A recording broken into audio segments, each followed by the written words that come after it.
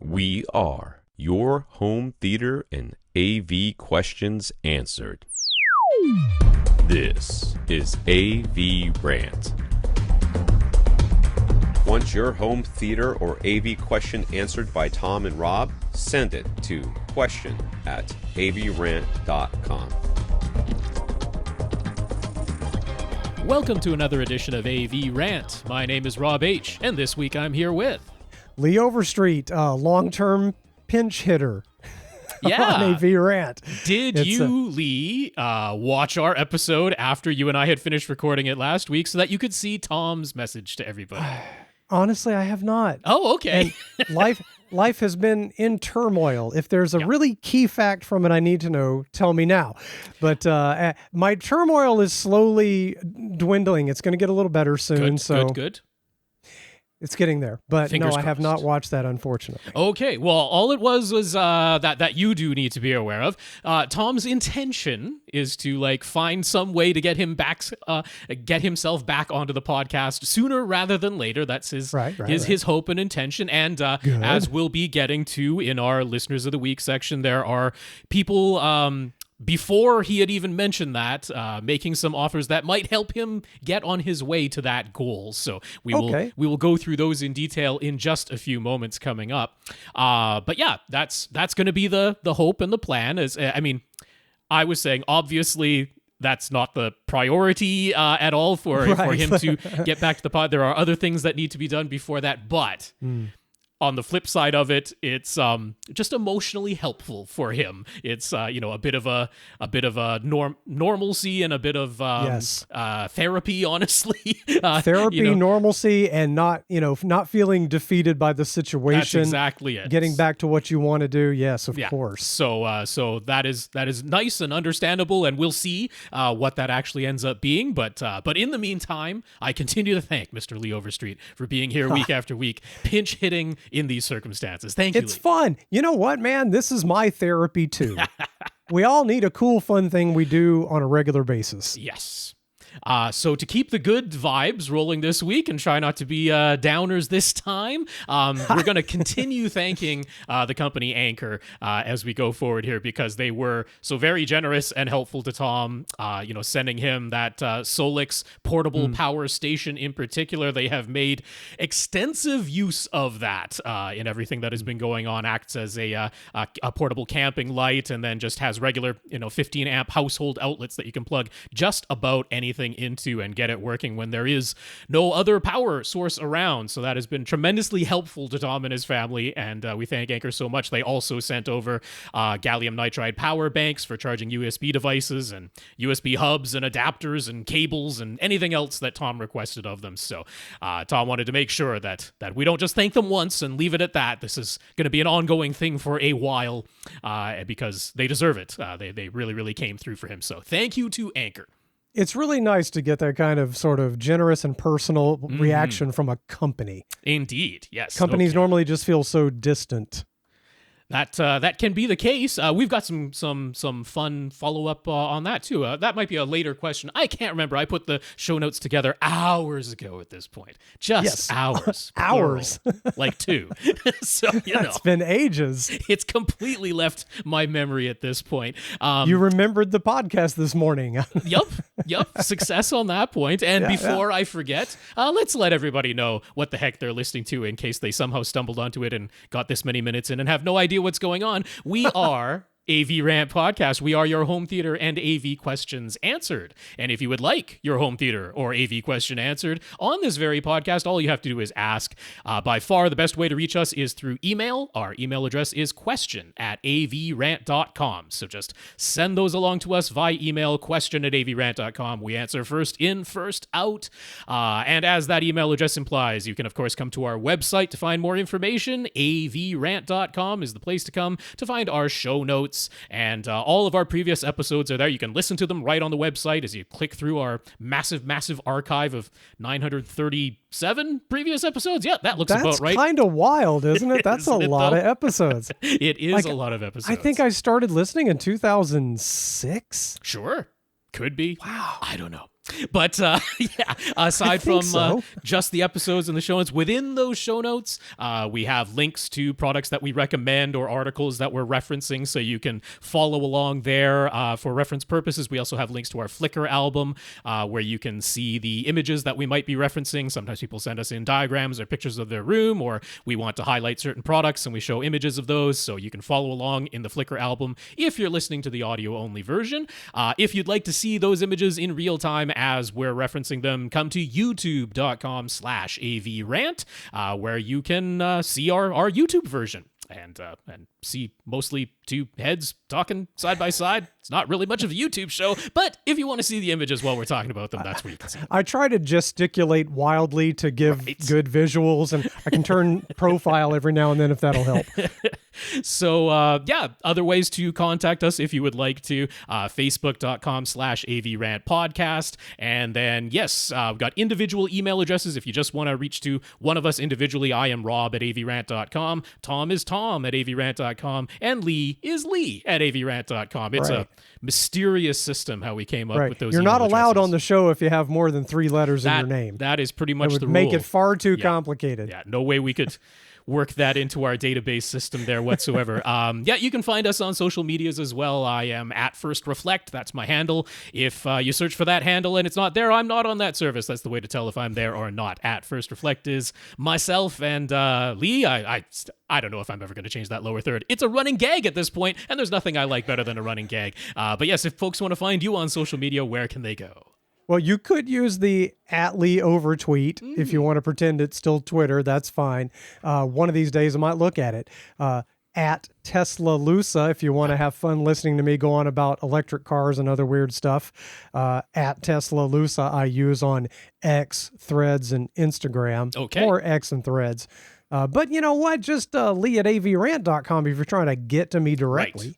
Yes. And talk to me. And by the way, quick shout out to Ilongo, who sent me an email wishing my mom well, who is in fact doing better. Good. Glad to hear that. She's heading in the right direction. She's probably going home this week from rehab and get some home health care. Okay. And wounds are healing, and she's getting a little antsy. Yeah, anybody else have like an elderly parent who has what I call fine-itis, meaning, oh, everything's fine. Oh, I see, yes. Yeah, it's fine. No, it's fine. Mom, you need to do this. You need to take that. You need to be serious about that. It's fine. It's fine. Everything's fine. Why do parents always have fine-itis? But she's getting there. So thank you to Alongo for saying hi to me on that topic. Well, that is very nice, and glad to hear that, yes, it is progressing in the right direction, even if it's a little slowly, even if there's some denial involved. Denial's not an unusual thing, Lee. Denial is pretty normal. Believe me, I know. It's everybody's parents, I think. They're fine. They're always fine. It's all good. So, yeah, this week, we're kind of hoping to do a pretty normal running order of the way that we normally do this show, and what isn't exactly normal for every time that Lee has been here, because you might have picked up on the previous couple of episodes that, he's been watching lots of YouTube and been watching sports, watching college football and that type of thing, but That's right. He's got a whole list here today. So we got to find out what the heck in this past week has Lee Overstreet been watching. Would you like me to talk about that first? Oh, yes. Yes. Okay, this is weird, guys. I actually watched movies. Mm-hmm. I purposely, because I know I'm going to be on the show a few times, I'm like, this is getting ridiculous talking about, well, I stayed up late and fell asleep to some YouTube videos. Right. That's not exactly home theater, although there are YouTubers doing some amazing stuff. It's true. No, I watched movies. So, again, in line with me, it's a couple of documentaries, an old sci-fi, and then a actual modern recent film. I like it. That's a good variety. Keeps your mind sharp. Right. So let me tell you what I watched. Okay. So I watched Apollo 13 Survival on Netflix. Okay. And that is a true to life, real footage documentary along the lines of Apollo 11 that came out a while back. Okay. And they did an amazing job with it. Now, you kind of have to be a space nerd if you don't care about this stuff, which blows my mind that somebody wouldn't be amazed by this stuff. Maybe you don't love it. And again, this is not Apollo 13, the Hollywood film No. with Tom Hanks. Not the Tom Hanks movie from years and years ago. No, this is an up-to-date documentary. Right. So this is the actual footage. They tell you at the beginning they're going to mix in a little bit of footage from other things to make the story make sense. All right. But they do an amazing job of incorporating all manner of old footage from all different types of film. They've got some 35 millimeter film footage of things. Then they've got a lot of 16 and 8 millimeter footage, of course. And then they've got even old video that they incorporated in, including at one point they cover foreign television coverage of the Apollo 13 situation. Yeah, which of course there would have been a lot. And it's kind of strange thinking about it as you say that, how little that we typically see of foreign television coverage, because it was a massive event. Yeah, like 1 billion people were following this situation, right? For sure. And so I don't know how many of you might have ever seen Connections with James Burke. It's from the late 70s. It was a science show, connections between science concept and things that happened in history. And it was kind of a precursor to Carl Sagan's Cosmos. All right. A lot of people have heard of that. Yes. So it's along those lines. It's episodic stories, and it's very cool, and I highly recommend it. You can get it online. Okay. It's 1978, but he was on there, and I thought that was very cool. So those of you who know who that is, big science nerds like me, would be excited that he was on there. And they also used just the right amount of AI noise reduction and sharpness and things like that. I could, every now and then I could tell it was being used. You get this weird effect where certain areas have the kind of noise and film grain, and then other parts of the image don't quite have it. And you can kind of see it, but they do a very good, they did not overdo it. I'll tell you that the CNN Cold War documentary series that was done, I think in 23 or came out earlier this year, they overdo the AI. It looked like they were sourcing everything from standard definition video. Right. And they were trying very hard, and it just looks terrible. But the Apollo 13 survival documentary, they do just a little bit of it. And then my favorite part, they did a great job with the audio on this documentary. So, of course, most of these films don't have any special audio. And the recordings of audio that happened in mission control and on spacecraft don't sound great. But they cleaned everything up really well. And then they hired some excellent Foley artists. And when I say excellent, I mean like you won't think about it as you're watching it, but someone's putting like out on the street a stack of newspapers down onto a box, and you hear a nice little thunk. And you know it wasn't part of the film. My favorite was there was a guy in mission control twisting a little phone cord around his finger out of nervousness, and you could actually hear plastic creaking. Right. I was amazed. So anyway, I highly recommend that, especially if you're a science guy. I'll try to get through these quickly. The second documentary that I watched was about the band Wham. So not serious at all. That's good. That's in keeping in style then. So they didn't do the like behind the music style where all of a sudden it's all serious and drama. There were serious moments about their relationship, and especially about George Michael maybe coming out and then not. So there's some heavy topics in there. And by the end, you just feel really bad for Andrew Ridgeley. Yeah. You know, he just, in about 1989-90, I actually bought an Andrew Ridgeley record just to see what it was going to sound like. And it was not bad. It wasn't George Michael good, but it was pretty good.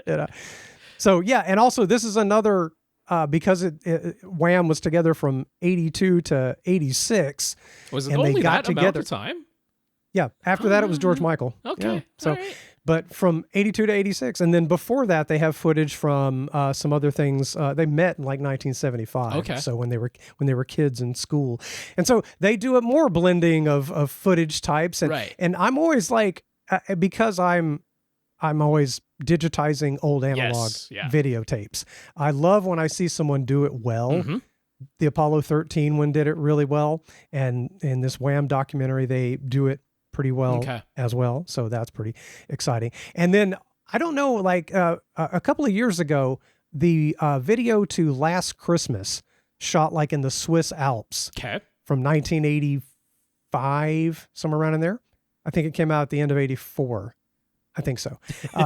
It got a little attention a couple years ago because there were a lot of people going, did they reshoot this? Because it was shot on 35 millimeter film and looks 4K beautiful. Yeah, they remastered or rescanned or something or other anyway to put it in the current time format. Yeah.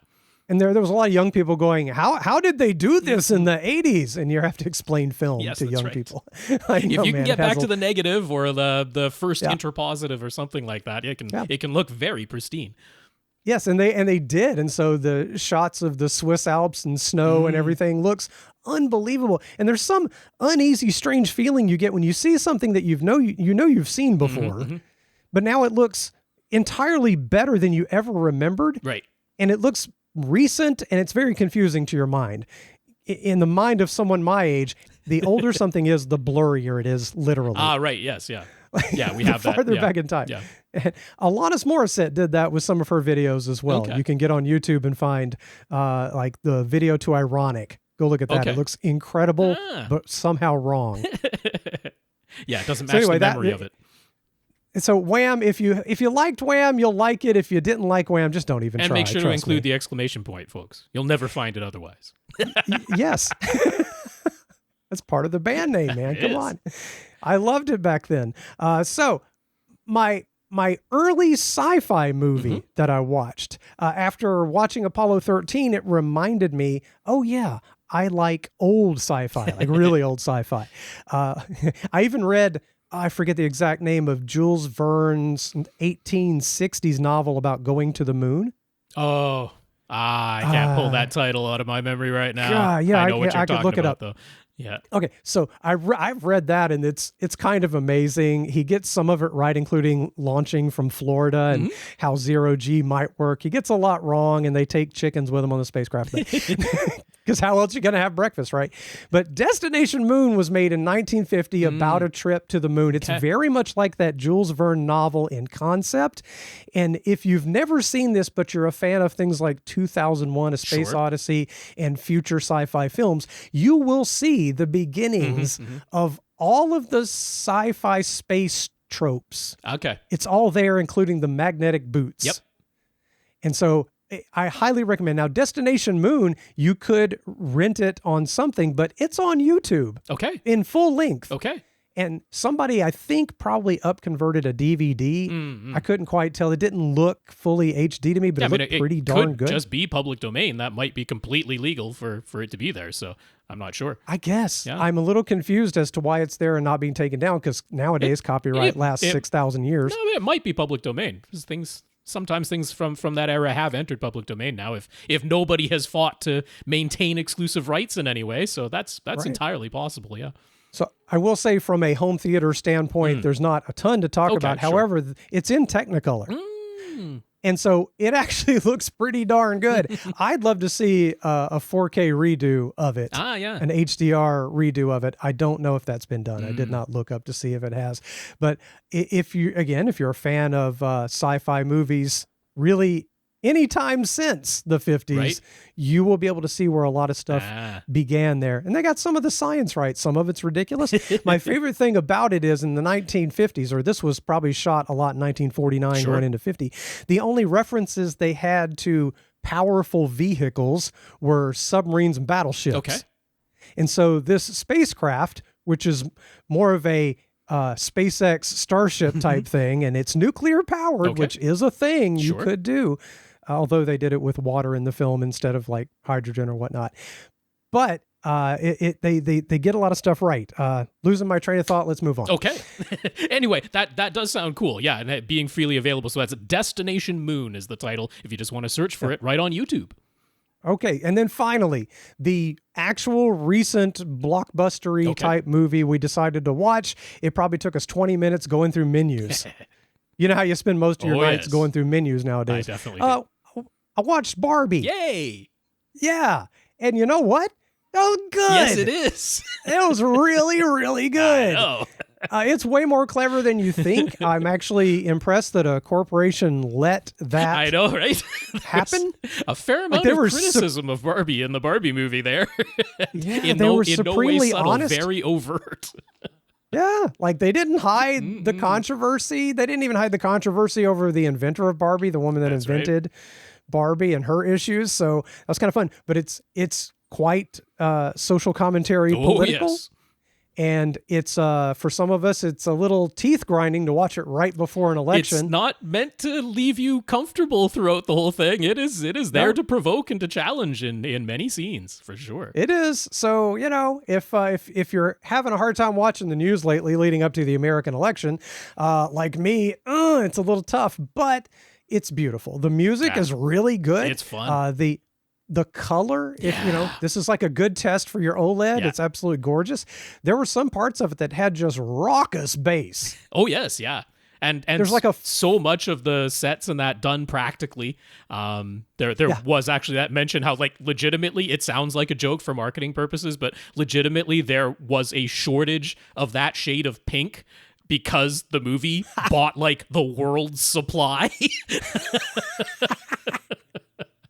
It is really, it's worth a watch. So at the same time in theaters, I think it was Barbie and Oppenheimer, right? So that's going to be my next film to watch. Oh, you haven't seen Oppenheimer yet? I have not. Wow. Believe it or not. You're in for a treat. Yes. Well, I think so. And I'm trying to back off on the YouTube and get back to my roots of actually watching. I will also say, in my opinion, Oppenheimer is worth watching twice. Maybe with a little gap in between, but because the first time it's the Christopher Nolan thing where he's bouncing back and forth in the timeline, and you're trying to keep the whole structure straight in your head the first time you're watching it, and it also isn't necessarily exactly what you expect narrative wise. You watch it the second time, and for me anyway, I got a lot more out of it going through it the second time, because then I wasn't just like trying to keep my place in the story or having my expectations of where the narrative was going subverted. I knew what was going to happen now, and I could really just take in the movie for what it was, which so I enjoyed it a lot on second watch. Okay, now you're really challenging my challenged attention span. Because it is a 3-hour long movie. A 3-hour movie twice? That second time is going to have to be in 2026. We'll see how I do. That's fair enough. But that's been my adventure. So it was like something on YouTube, a couple things on Netflix, and one thing on HBO Max. I feel so accomplished. I love it. That's fantastic. That that's OLED got a workout this week. I'm thinking it's probably 9 hours of actual watching something. I'm proud of me. Good for you, Lee. So I did not watch nearly as much as Lee this week, as it turns out. But yeah, now that it's, I told you I love a running gag, so at this point it's almost that just commenting on the Penguin every week. But yes, I am keeping up with that. That's kind of the only TV show I'm honestly keeping up with. So I just want to mention here, there is an actress in the Penguin series, Deirdre O'Connell, or Deirdre, I guess it is, O'Connell. She's playing Oswald's mother. And there have been depictions of the Penguin's mother in other media, but this is this version's of it. Me being effusive about all the actors in this is nothing new, but she is so good in this episode 5. She's in this episode 5 more than she's been in previous episodes, giving us the grounded feeling, because in this episode, in episode 5, Oswald and Sophia do horrific things. And I mean, they're the main characters that we're following, and both of them do horrific things. And you're like, how can you keep watching and somewhat rooting for either of these characters? I mean, they are awful, horrific people in this episode. She comes in as Oswald's mother and gives you everything you need to somehow still feel that the Penguin is a humanized, grounded character in this show. And I mean, that's a tough role for a supporting actor to do, to get the audience at least reinvested in the main character of the show enough for you to not be 100% against him after the horrible things he just did. For a supporting actor to be entirely responsible for getting you back on board with the main character, like that's asking a lot, and she nails it like effortlessly. You don't even. Yeah, it's a remarkable show. Anyway, I will say you are selling it, and I might try it. I think you should. It's a series, and of course it's Rob, so it's always like you have to watch at least 5 episodes. No, not this one. No, this one you'll know instantly in the first episode whether you're in or not. There's no delay in the Penguin. I should give it a shot. It sounds dark and weird and good. You can try one episode. If you're completely out after 10 minutes, what does that really cost you? So exactly. The one movie that I watched this week was Inside Out 2. The sequel, of course, to Inside Out. This is on Disney Plus, and that is the way I watched it. And I'll say right here at the top, on a technical level, this is a must-buy. You've got to get the Ultra HD Blu-ray, or if you're lucky enough to have Kaleidoscape, you've got to get it there, because the amount of texture in everything in this movie. Particularly the characters, and there are some new, a little bit more mature emotions that have entered our main character, Riley. And oh my goodness, the texture on these characters, which is evident in the Disney Plus version, but I've got, I'm sitting close enough to my 4K OLED screen that I'm like, oh, there's more texture in those original renderings, and there's they do confetti at a fair number of times in this movie, and I'm like, oh, that could look cleaner. I know it could. It's the streaming. That's a bitrate tester right there. It's a bitrate compression coming through Disney Plus, which by no means looks bad in quality. It's not like you're not going to be able to enjoy the movie because the streaming quality is poor. I'm just like, no, I know there's more detail to be had there. There's wider color to be had there. This is a must buy on Ultra HD Blu-ray or Kaleidoscape for sure on a technical level. But this movie, I'm going to be quite effusive in my praise for it. I didn't feel it was quite perfect. I thought there was a couple of scenes where it was a little on the nose. It was, sometimes very okay, we are just gonna sort of grab the camera by the hands right now for a second and explain some things to you in direct to camera exposition.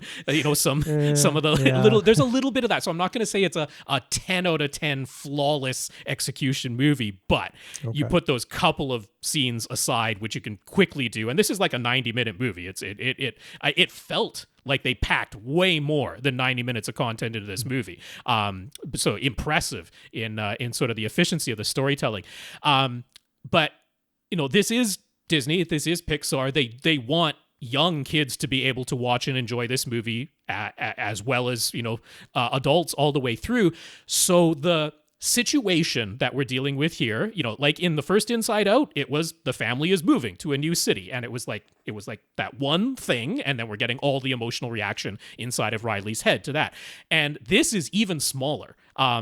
But it's a pivotal moment in her young adolescent life. And we can all think back to when we were maybe just transitioning to high school or, just getting ready to graduate elementary or middle school or something like that. And it's you look back on it and you can laugh at all sorts of stuff as an adult. But I think we can all recognize that that can be a pivotal moment in your life. You can start to make decisions about how you treat the friends that you had in elementary or middle school as you transition to high school. And that can have a pretty big impact on many years of your life. So this is a very, very contained little story. It is sanitized to a very large degree. There is not going to be, nobody in this movie is offensive or even mean. It's a very, very sanitized, anybody can absolutely watch this without getting offended type of movie. And that's a minor detriment, in my opinion, because she's starting to deal with more adolescent, more adult emotions.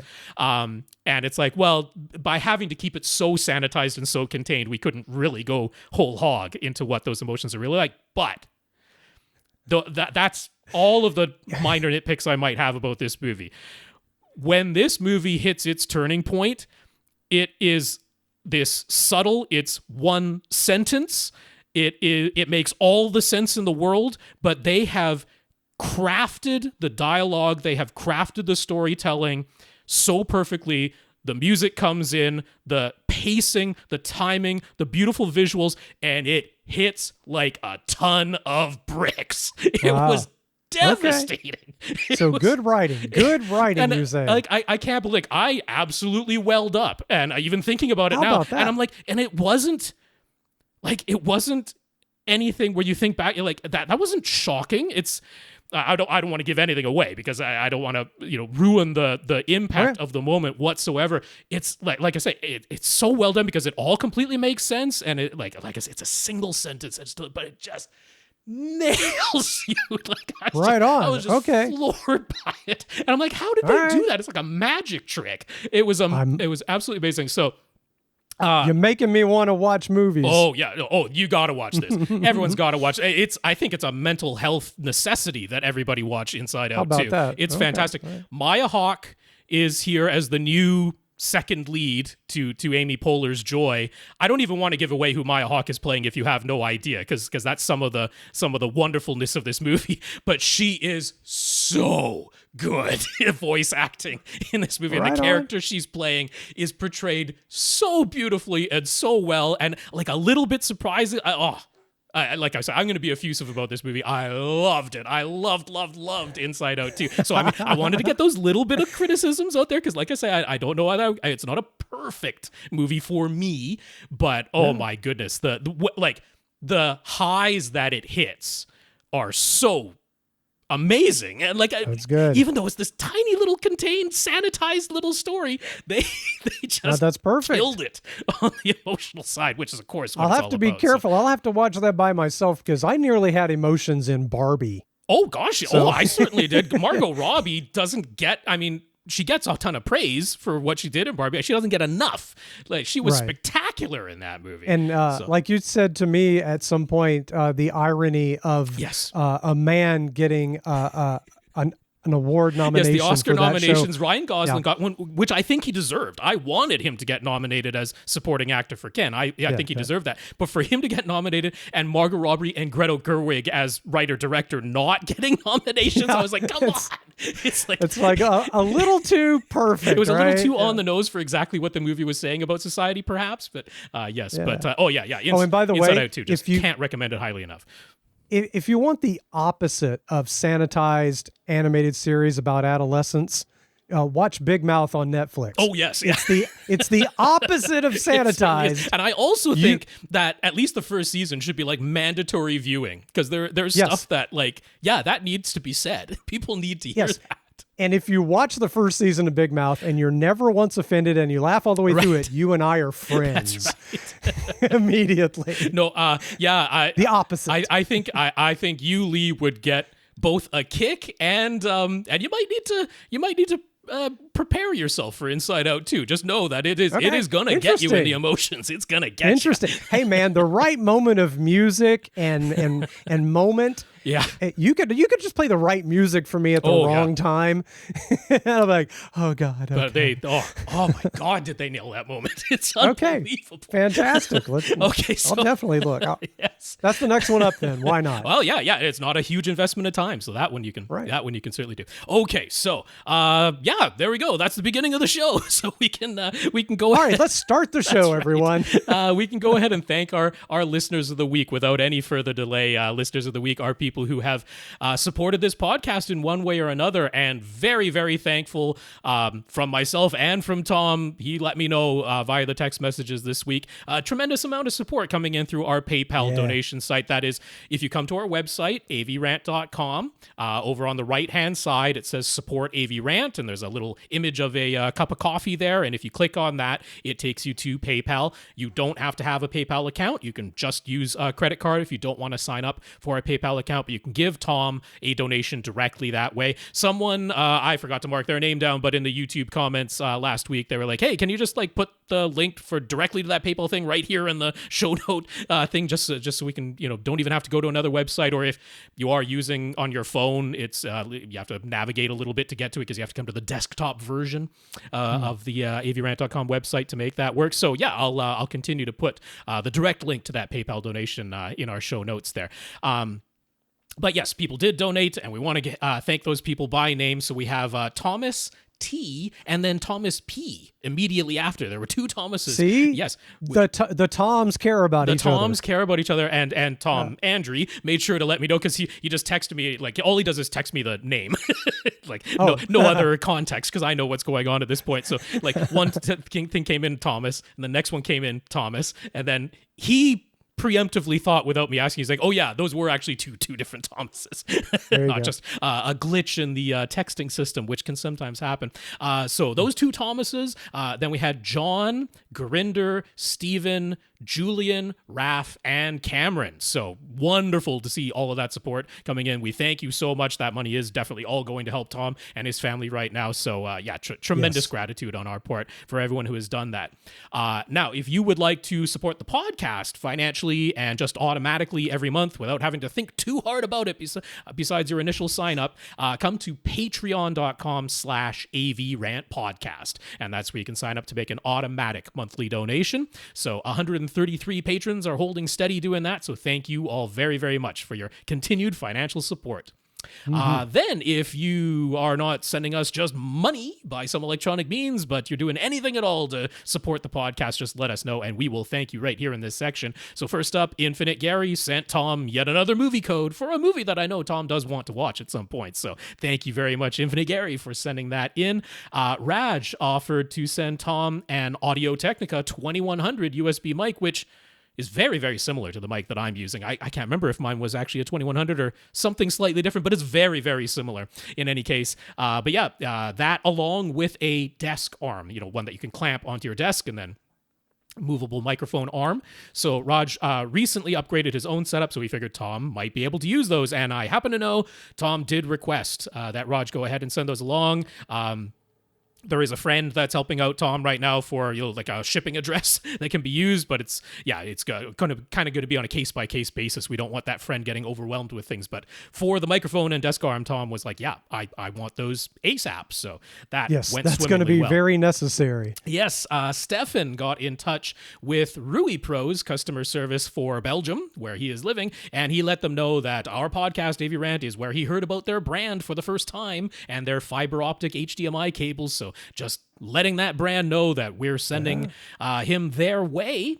And then companies worldwide will soon know about AV Rant. It's coming along. And Dan, another AV Rant listener, he offered to send Tom several items if any of them might be useful. So that included a Lenovo X13 AMD-based laptop, which, all right. Yeah, I'm not sure what the status of Tom's laptop is. So that might be tremendously useful to him. Dan also offered to send him a NAD T758 V3 receiver, which is pretty darn high end. If you just look it up, it says it's a 7-channel receiver because it has 7 amplifiers built into it, but it can actually process up to 11 speakers. In that one, you would need to add a minimum of 4 channels of external amplification to power your height 1 and height 2, like your front heights and rear heights or top fronts and top rears.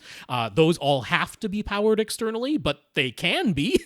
You're not limited to 9 or even 7 speakers. You can go all the way up to 11 speakers with that NAD T758 V3. So that's a tremendously generous offer there. Very generous Dan is indeed, apparently just not using it anymore. So he's like, yeah. How about that? Yeah. He also offered to send Tom some KEF Q-Series bookshelf speakers if Tom could make use of those, which I'm betting he could. And then he had like a USB conference style microphone that just sort of keys in on voices. You just put it in the middle of the table and it automatically blocks out outside noises and picks up on voices, and a webcam that Tom might be able to use too. So I am fairly confident that Tom will take Dan up on one or more of those items. Oh, I'm sure. That's all in progress. I haven't heard the results of that yet, but similar thing. If Tom's friend is able to help out as a shipping address, that type of thing. So that's wonderful, wonderful support. Thank you all so much. Beyond that, there are people who are just continuing to send us notes of gratitude for keeping the podcast going through all of this situation that's going on. So I'll just rattle off the names here. We've got Infinite Gary, Stefan, Mark, J. Karl, Aras, who included a comment that he hasn't written to us for a while, but he wanted to say he is still watching us on YouTube every single week, and he was glad to see Tom last week and hear that he's still got his sense of humor despite everything that has happened. So you're not going to kill his sense of humor. Nope, they're going to be all right. So thank you for that comment, Aras. More names here on this list of notes of gratitude. Bob, who says we're his favorite podcast. That's 2 weeks in a row. We've been proclaimed as the favorite podcast of somebody. So thank you, Bob, for that. More names. We got Karl, Jefferson, Raj. He says he is admittedly not a member of the 2 Hour Plus Club. Can't go through the entire 2 hours every week. Having trouble lasting through the whole thing. Huh? How could anybody not find over 2 hours to listen to two guys talk every week? But he appreciates that we put the timestamps in the show notes because that lets him quickly get to the sections that he's interested in listening to. That is exactly why they're there. So he actually enjoys our What We Watched segment the most. So what do you know? Really? There you go. Well, this was a good one for you because Lee showed up and watched movies for a change. That's right. That's also not the end of the names. We've got Tim, Greg, Julian, who says he is really glad that we've managed to keep the podcast going, and he's thankful to Lee Overstreet, to Joe Kluznik for stepping up, filling in while Tom is away. He says he hasn't missed a single episode and always listens right to the bitter end. I like that he refers to it as the bitter end. I know, right? Isn't it, though? We just get real dark and angry at the end. Is that what happens? It's bitter because it came to an end. It's bittersweet. Sweet. That's the way I'll right. interpret that. And that is still not the end of the names, because we got Tony and Paul as well. So a huge list there of people sending us notes of encouragement, which we very, very much appreciate these days. So a big, big thank you to absolutely everybody who continues to listen and send in your questions. And with that, we can actually get to the content. Content. Okay. I don't even know what time it is, but we're doing content now. News. News time. So first of all, We Surrender. Combine a bit of a slow home theater news week with an obvious marketing gimmick, and the result is our first new story. When Alien Romulus gets its physical media release on December 3rd, one of those physical formats will be VHS. That's right. Good old VCR tape.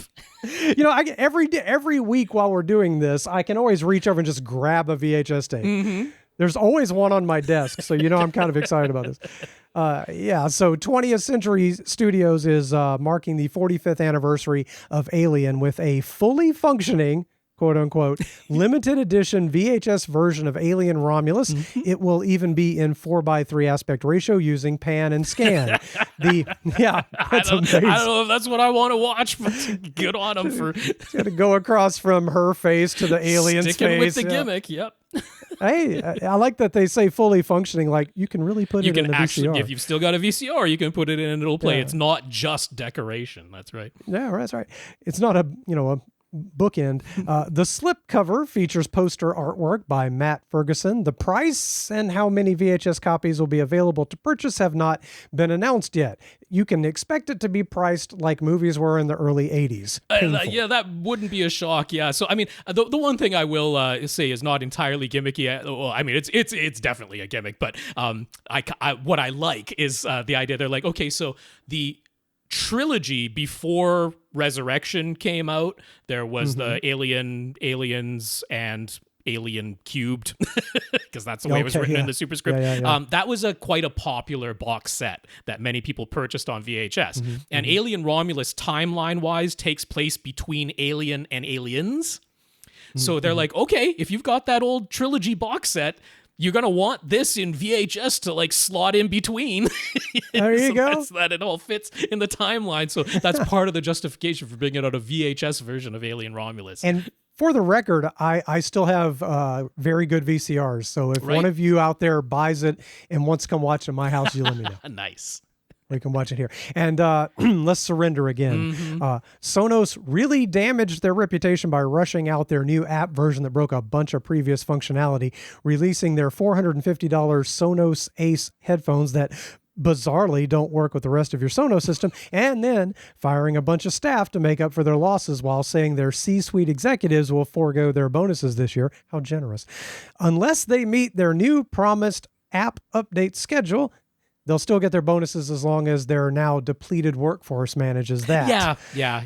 Can't have those C-suite executives suffering for even a moment, or perhaps resigning and taking responsibility for the horrible decisions that were made as far as pushing that app out the door. That's not what that class of people does. That's not why they're there. You got to fail upwards. It's the only direction. Boy, it really happens. So with all of that lovely background context, Sonos announced two new products, Sonos Sub 4 and Sonos Arc Ultra Soundbar. Let's start with the easy one. Sonos Sub 4 is just a direct replacement for the Sonos Sub Gen 3. It's the same size, the same as low as 25 hertz extension, and the same $800 price. It still uses a pair of 5-inch by 8-inch elliptical drivers that are positioned to fire inward at one another. Compared to Sonos Sub Gen 3, it simply has updated processing, memory, and Wi-Fi chips inside, and an updated matte finish on the outside to match their newest soundbar. I think that's really the major iteration. That's really what it's about. Yeah. So when I heard Sonos Sub 4, I was thinking maybe this, because they had introduced the Sub Mini last year. So I was like, oh, maybe this will be a larger version, right? They have their original Sonos Sub, and then they went through generations 2 and 3. So we're on current generation 3. So I was like, okay, so they're going to have Sub Mini, Sub, and Sub 4 I thought was going to be larger, but it isn't. It's just like a direct replacement. The Sub Gen 3 is going away. Sonos Sub 4 is replacing it in the lineup. Same price. There you go. Yeah. And speaking of their newest soundbar, Sonos Arc Ultra is their largest and most expensive soundbar yet. It's nearly 47 inches wide, 4.5 inches deep, and 3 inches tall, priced at $1,000, so $100 more expensive than the previous Sonos Arc Atmos soundbar.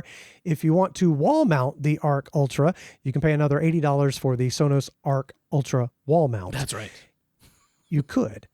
Probably a cheaper way to do that. Inside the Arc Ultra are 7 silk dome tweeters, 2 of which fire upward to act as dedicated Atmos channels. There are also 6 mid-range drivers plus 15 Class D amplifiers. If you were keeping count, that leaves 2 Class D amplifiers available to power something extra. And that extra is perhaps the most interesting part of the Arc Ultra. Back in 2022, Sonos acquired the Dutch audio company Might. Not at all spelled that way. It looks like May-H-T. May-Heat. That's yes. right. To the American eye, it looks like May-Heat. It has been proclaimed. It is pronounced like we pronounce the word might. Might. Okay, so they acquired a Dutch audio company, Might, who had previously introduced a new bass driver design that they called. It's supposed to be called. There. That's a weird typo that autocorrect did on there. And that's I all didn't right. catch. I like I said last week, I just read anything that's there. You could make me say anything in true Anchorman style. That's right. That they called Heart Motion. It's a very compact dual opposed driver design that uses a pair of flat elliptical drivers firing in a force-canceling design with the magnets and voice coils repositioned to allow for an extremely flat and space-saving design.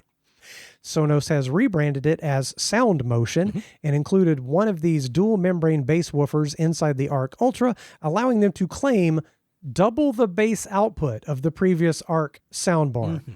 That's an interesting claim for a bar.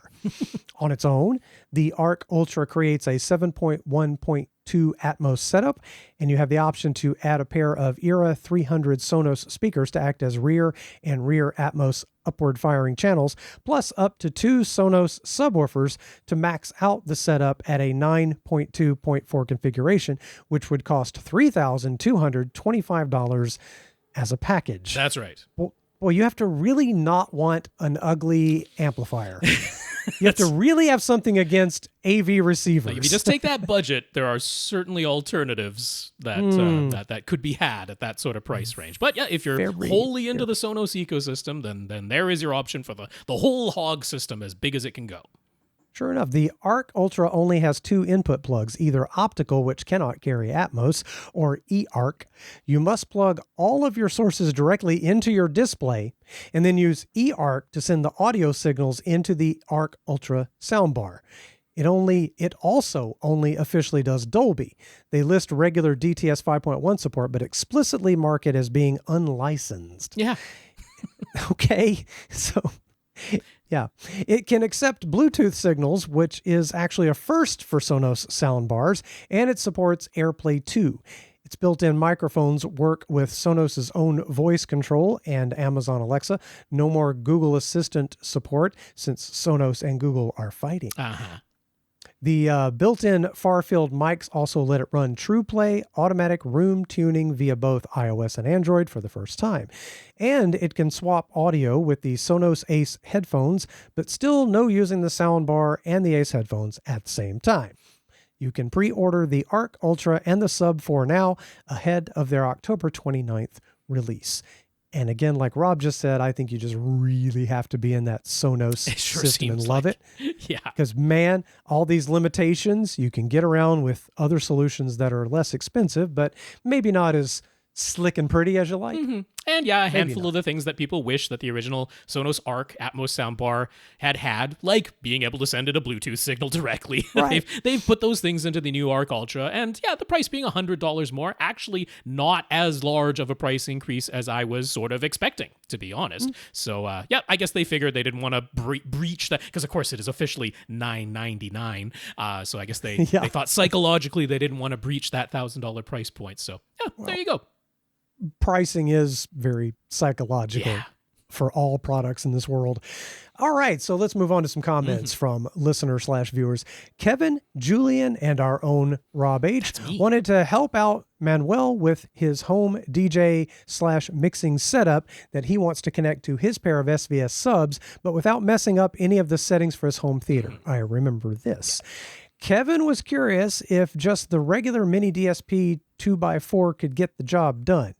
It could obviously provide the low pass filter for the signal coming out of Manuel's DJ controller, and then you can also adjust the gain individually for each output. So would that be sufficient while costing less than half as much as the mini DSP Flex? So the only issue is Manuel had expressed that he wants to be able to change the volume of the subwoofers on the fly, and just wanted a dial, right? Just a manual dial. I reach out, I turn the dial, and I can turn the subwoofer volume up or down. So I can get that. Yeah. So it functionally it's possible, but it wouldn't have that dial control, right? You'd have to go into the mini DSP app at the very least and individually adjust the output gain, and it would be two of those. It wouldn't happen simultaneously across them both. So it's a little more fiddly, right? So if this is I want to change the volume of the subwoofers between tracks and then have it consistent for the rest of the track, that could be workable, if perhaps a little bit less convenient. But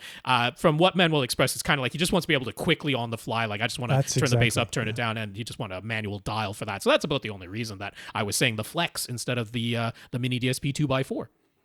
Right. Julian heard Rob's description last week of how Manuel's Marantz receiver steals the height 2 connections if you want to use front B speakers. Would it be possible to just use a 1 pair in/2 pairs out speaker selector switch, but simply have nothing connected to the second pair of outputs? So when he wants to use his home theater with rear heights, he could flick the speaker selector switch to connect those speakers. But when he wants to use his DJ setup, he switches the Marantz to front B and flicks the speaker selector so that no sound is actually sent to the rear height speakers. I wish that could work, because of course that would be the less expensive solution. But unfortunately, to get the front B as an option at all, you have to completely change the amplifier assignment in the settings of the Marantz. And in Manuel's Marantz, it's old enough it doesn't have like the 2 presets that you can quickly switch between.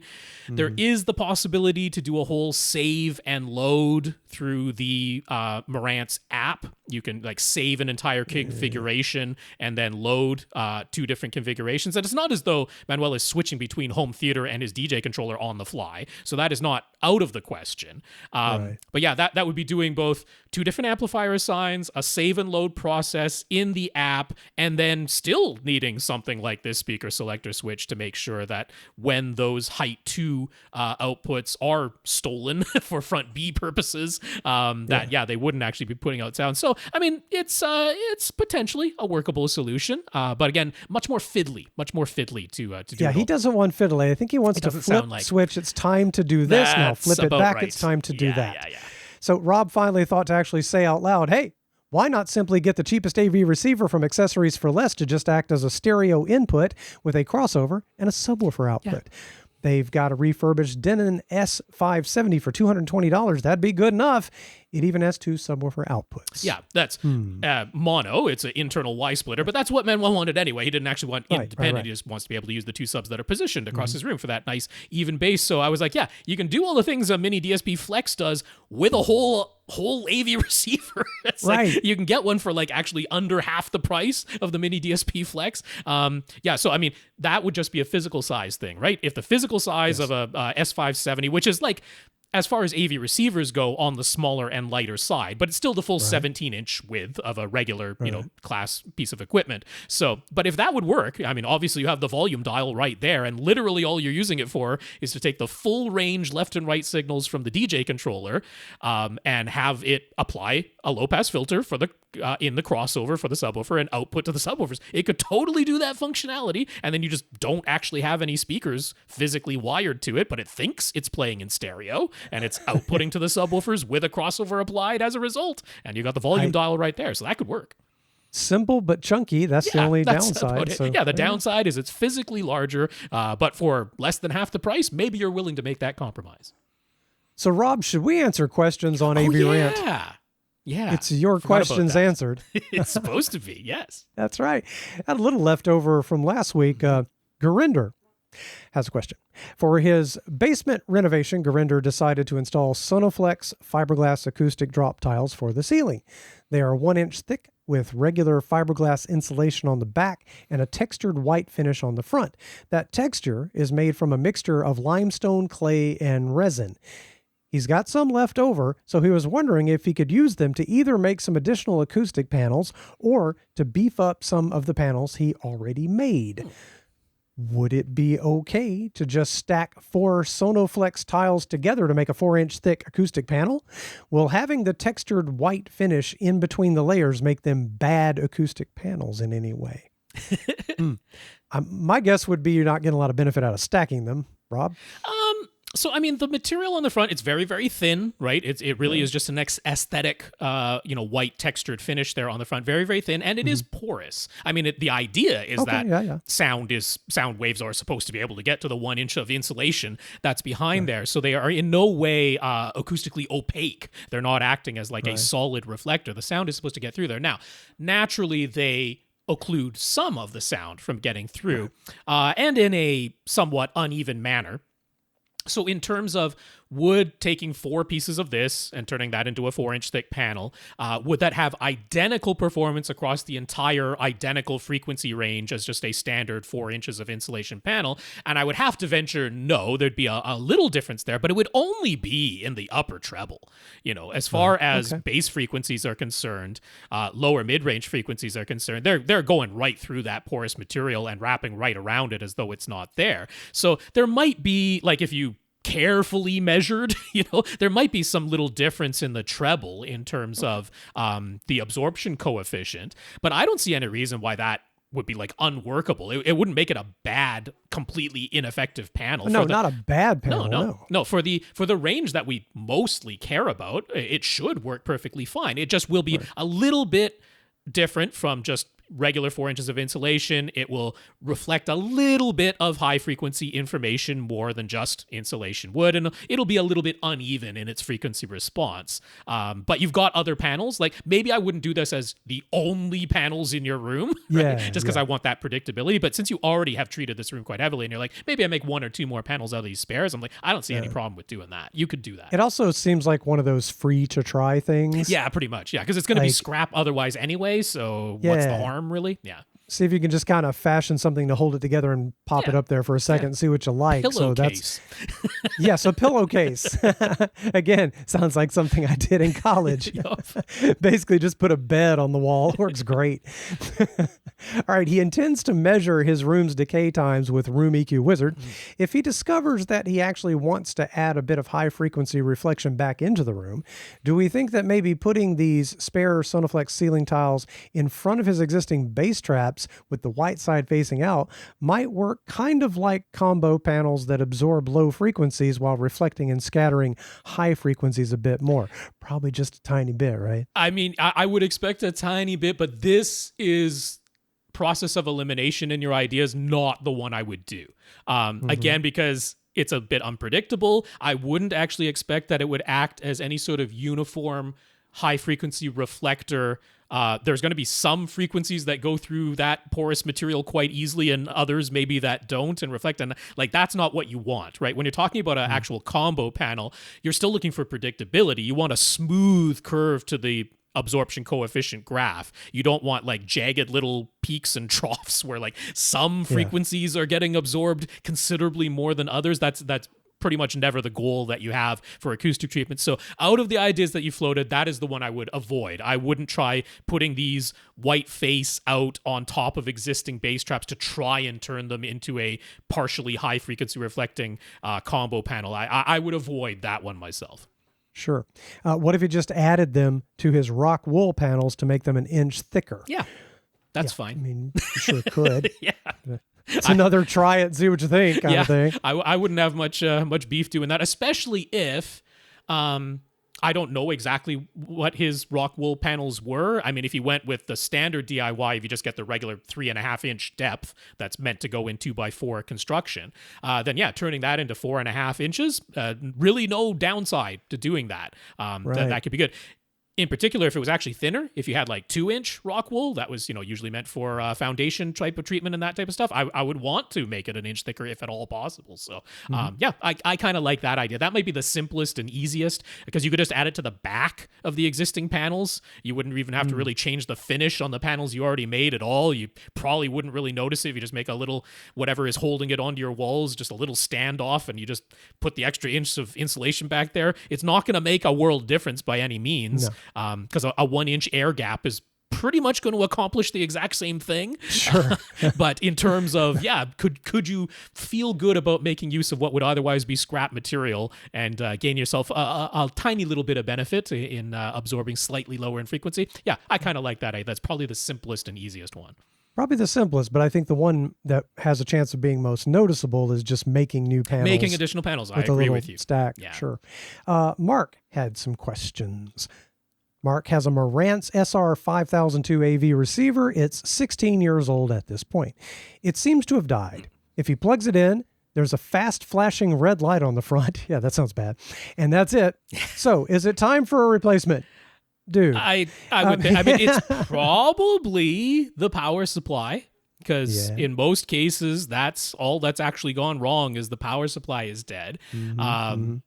If this is strictly about money, then this might be repairable. It's not out of the question that it could be repairable. But given the age of that AV receiver and all the wonderful new features that you could get by buying something new, then yes, I think it's completely justified to buy a new one at this point. Yeah, I can't imagine that the cost of repairing that would be worth it. Right. Because you could buy something used that's more capable and newer. You could buy something new with a ton of new features. Yeah. So it's probably time to put that one out to pasture. I think so. He's got dreams of a large home theater system, but realistically, that isn't going to happen until he moves into a new house. So we'd tell him to buy something that meets his current needs, right? Don't try to buy a future-proof AV receiver when he truly wouldn't make any use of its features right now, correct? And boy, you're just saying it perfectly, Mark. That's when you don't have a definite moment in time that you're going to be in the new place, you don't exactly know what you're going to be facing. And now is now, man. Yeah. If you had your eye on a particular product that's been announced and it's coming out in 6 months, that's one thing. But no, don't wait. Everything is good now. The temptation, though, of course, I understand of being like, oh, I'll get the thing that maybe has all the features I'm envisioning I might use one day. Don't do that. Yeah, it's a good recipe for spending a lot more money than you really need to. I've done that multiple times. There's no blame here if that's what you end up doing. I completely understand. The number of times I've actually bought something today in anticipation of how I'm going to use it in, let's say, 2 years from now or something along those lines, I think I'm about zero for however many times I've done that. I almost always just end up, it's not quite exactly what I need now 2 years later, and you buy another thing. So could have saved money the first time. That's my experience. The last time I did that, I remember thinking, I need a Zone 2 output for this receiver because I'm definitely going to put these speakers in the kitchen. And then I just bought self-power Bluetooth speakers in the kitchen. So, don't overdo it. Yep. And so if that's the case, then here's his situation. The room is roughly 10 foot by 10 foot with an 8-foot ceiling. He's just running a 2.1 speaker setup using a pair of PSB Image B25 bookshelf speakers. He wants to use his Apple TV 4K, and he also wants to be able to send audio from his LG OLED TV to the sound system. For those purposes, he really doesn't want to spend more than $500, and less would be even better. And he's totally fine shopping refurbished from accessories for less. Good. Yes. That's how you do it in this situation when the budget's less. So he mainly wants to know, should he get himself an inexpensive Denon or Marantz, which would still be able to power more speakers than he's actually using, or should he maybe just get a Wham amp? Now, they say it's pronounced Wham, but I agree with you. I mean, we have the Nintendo Wii, so if you put W-I-I in something, we're all used to saying Wii at this point. But yeah, they apparently it's pronounced Wham. Yeah. Okay, guys, when you got to look around at the products around you in the universe when you're naming your products. And I mean, they also liked the capital W, little I, capital M. So if you turn their logo upside down, it still says Wham. Although the dots of the eyes are in the wrong place now, but whatever. Yeah. That's adorable. It looks like a Wii accessory. It sure does. Wham amp for $300. Should he get a Wham amp for $300, which does have a single HDMI ARC input as well as an optical audio input. The Wham amp has a subwoofer output, but it doesn't have all of the crossover adjustments that a full AV receiver would offer, and it doesn't have any room correction, although it does have a manual EQ. What do we think he should get? He was considering a Marantz Slimline NR1510, which is a 5.1 receiver that would meet his basic needs, give him the option to expand from 2.1 to 5.1 in the future, and he also likes that it has front, left, and right pre-outs in case he ever wants to add more amplifier power, but it would still function just like a regular AV receiver, correct? It wouldn't be any simpler in any way because his wife would appreciate a less complicated setup in this room. So should he maybe look at Marantz's stereo receiver, the NR1200, or is the Wham amp the way to go here? Man, my first reaction is an accessories for less, good old-fashioned 5.1 receiver. That's mine. Because you can it is not as complicated as you think. There's so many television remote controls now, even if you don't have Harmony as the thing you can go by, can control the volume. And for most of us, if mostly what you're doing is apps on your television natively, then the amplifier doesn't make things complicated to use. Not particularly. I mean, especially in a 2.1 setup, you're like never switching between listening modes because it's always just going to be stereo listening mode. So you're not having to switch listening modes. The chances of you having to like make changes to the configure, you're not like switching between different up mixers to see if there's a different sound because there is no up mixing in a 2.1 scenario. So yeah, I mean, it is essentially acting as like an amplifier at that point. Like that's more or less what it's doing with the ability to, have a crossover, a full functioning crossover with filters on both the bottom end of the speakers and the top end of the subwoofer. And then it does still give you, like in the case of the Marantz Slimline, while it's just basic Odyssey Mult EQ, it's not EQ XT or XT32, it's the original Mult EQ, but that is still good enough to give you the dynamic EQ and the dynamic volume features. So if you want some dynamic range compression for late night viewing, but you don't want to miss out on the full frequency range, that's what dynamic volume is for. Or if you typically listen below full theater reference volume, which most of us do, I love that dynamic EQ feature because it brings the balance back to the sound, keeps everything above the threshold of audibility is the idea.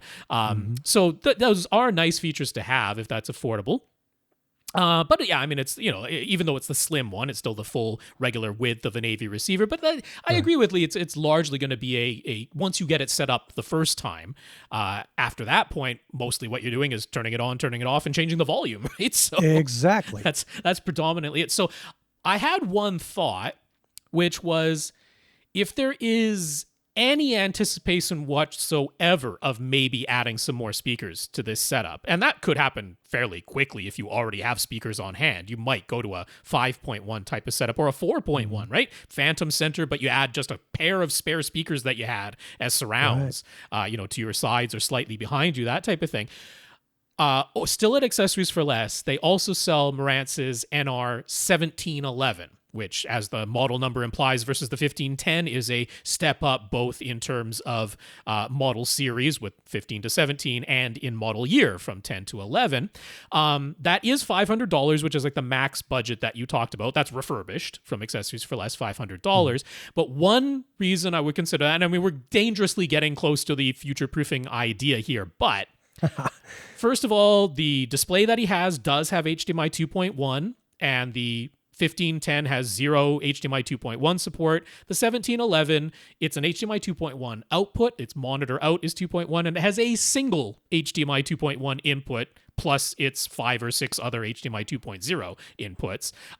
Remember those days of the single HDMI 2.1 input? But it does have that. So it's just like, okay, I kind of like that, if you're buying an AV receiver today and you already have an OLED display with HDMI 2.1 support, I kind of like that you could at least, plug another HDMI 2.1 device in to your AV receiver. It gives you that. But the other side of it is, even if you just went to 4.1, like I suggested, the 1711 has the Dolby Atmos height virtualization as an option. So it'll still say Atmos on the front panel, and it'll still support Atmos even with as little as a 4.1 physical speaker setup. If you're saying, well, why would I want to use that? The argument I have for that is if you go to the streaming services these days, if you actually do get a hold of like the bit rate that's coming in, if you've subscribed to the higher tier and you're getting those Atmos audio streams, those are coming in at a substantially higher bit rate in the streaming services than the basic Dolby Digital 5.1 of either doing the lower tier or only having a setup that goes to a maximum of Dolby Digital 5.1 and doesn't support Atmos. If your system does support Atmos, you actually get a higher bitrate signal coming from almost all of the streaming services, Disney Plus, Apple TV Plus, Netflix. They all work that way. You get the little bit less data compression in the Atmos version of the signal. So that's my argument for maybe spending about $100 more to step up to the NR1711 if you go that way. I don't mind for a second, though, the idea of getting that Wham amp. You know, if you really, that is basically your soundbar replacement. You already own the speakers in the sub. You just need something to power them and accept the HDMI signal. That's what the Wham amp does. And then it also gives you the very nice Wham app on your phone. If you ever want to play streaming music or whole house audio, you're ready to go on that front. The other side of it is thinking towards the future. If you were to ever upgrade the system, now this television setup that you have becomes a full surround sound setup, and you need something other than the Wham amp at that point, like using that Wham amp in some other room of the house, I think is almost a given, right? You're going to find a use for that as a whole house audio or wireless audio setup. So for $300, you know, the price is lower. It's dead simple. It does come with a remote. So it's not as though you have to use the phone app to control its volume or something like that. And yeah, it hooks up exactly the way a soundbar would. So I can make the argument either way. To me, I would kind of go lower or higher than the 1510 that you were considering. I would be like, if I'm going to go an actual AV receiver, then I want to get as much out of it as I can, including the option to have those higher bitrate Atmos streams from the streaming services. So I'll pay $100 extra and get the NR1711, or I would pay $100 less and go simpler with the Wham amp.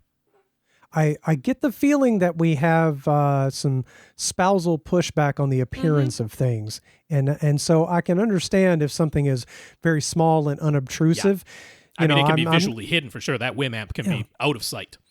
Right. So I'm capped in budget. I'd be getting a used 5.1 receiver and some used speakers, because if you currently don't have a center and two surrounds, that's a big jump in enjoyment. Something new is happening now. Yeah. So that's the angle I would go. But then again, $300 for that Wham amp is it's only $300. I've yanked away your middle solution and gone, nope, go either higher or lower. That's my answer.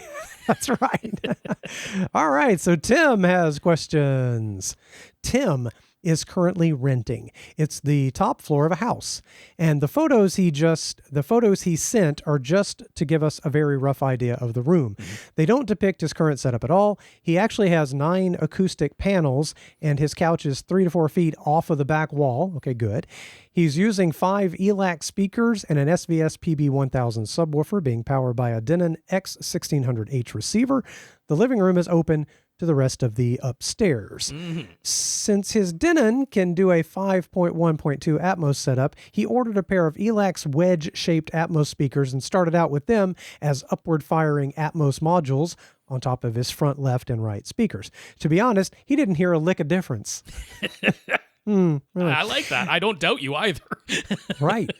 They seemingly did literally nothing to enhance the sound. So then he tried perching them temporarily on top of the curtain rods on either side of the TV so they'd be way up high and firing down at the couch. They were barely noticeable that way and not worth the money to him. So he returned them for a refund. Yeah. He could theoretically mount a pair of speakers either high up on the sidewalls or maybe even overhead if all they need is a keyhole mount. But installing full-on in-ceiling speakers is out of the question. So do we think it's worth trying to give Atmos another shot? Would SVS Prime elevation speakers be so much better that they'd actually be worth it? I haven't even bothered to look at Atmos options. I just haven't. Like, I know if I were into the very latest blockbuster movies. There's more Atmos content happening there. And if I had a space where it made it relatively easy to run the wires and put the speakers there, at that point, I might consider Atmos.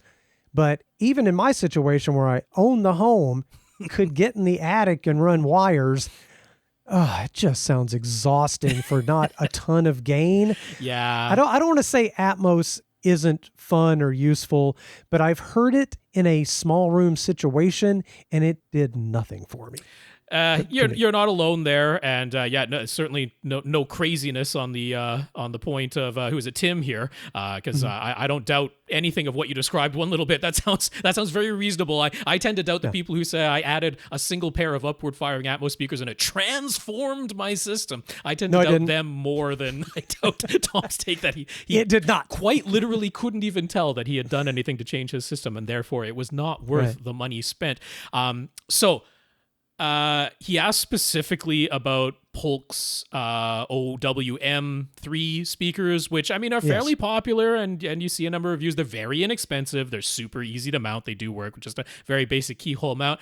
I also just really don't think they're good speakers. I mean, there you go. Yeah, and this is no indictment of Polk in general. I actually think Polk has gotten a lot better in recent years. I quite like many of the speakers in their lineup now, but those OWM3s in particular, like we talk about how Atmos speakers don't need to like perfectly timbre match your front three speakers and things like that, but they need to be like adequate. And for me, the OWM3s like fall below that line. I don't think they're I don't think they're good at all.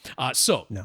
I'm like, okay, I wouldn't want you to, even though you could return them, you could try them and return them, but like I don't even really want you to spend the money on that. I think that's money down the drain. Given your existing experience, given that your AV receiver forces you to stop at 2 overheads, there's no option to do 4 for front to back steering in addition to left to right steering.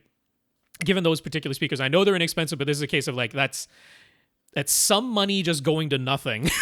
You do, like, why even spend some money? So I'm going to include a link to Tom's write-up over at avgadgets.com because if you are ever going to do anything that's upward firing Atmos speakers, it isn't as simple as you just put them on top of your front tower speakers. I mean, I know that's the way all the diagrams and all the images show them. They're just like, oh, you just put the modules on top of your front tower speakers and that's great. Bingo bango, you've got 2 upward firing Atmos speakers.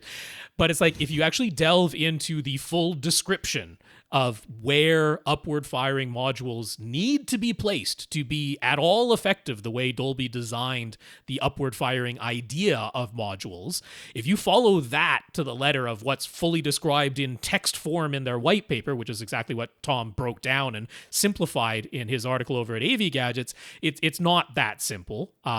And you have to be really quite precise in following those to get that proper upward firing effect.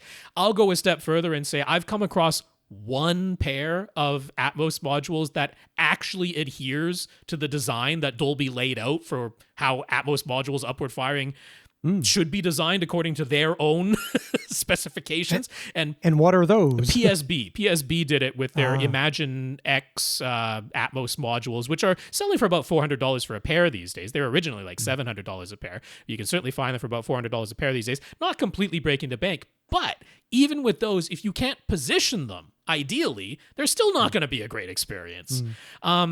So going back to just the previous question, your AV receiver can do the Dolby Atmos height virtualization. That whole argument I gave about it is nice to be able to play back the Atmos streams because they're coming in at a higher bit rate in general over the streaming services. You can do that without adding any physical speakers. You still have 5.1 as your physical speaker setup, but you tell the AV receiver first that you have a 7-channel setup, but then you activate the Dolby height virtualization and it'll say Atmos on the front panel. You'll get the Atmos streams and their higher bitrate coming through, but it will virtualize the overhead speakers. There's no physical speakers, but does that. My opinion, from my own personal experience at this point, is I think the height virtualization sounds better than upward firing modules. How about that? I think it does. Sure. I don't think it sounds as good as actual discrete in-ceiling speakers positioned as top middles directly above your seat. That to me is more noticeable and is better than the virtualization. But I would quite genuinely at this point take the virtualization over any upward firing module implementation. I think the virtualization is half decent. It's really How quite about okay. that? It costs you $0.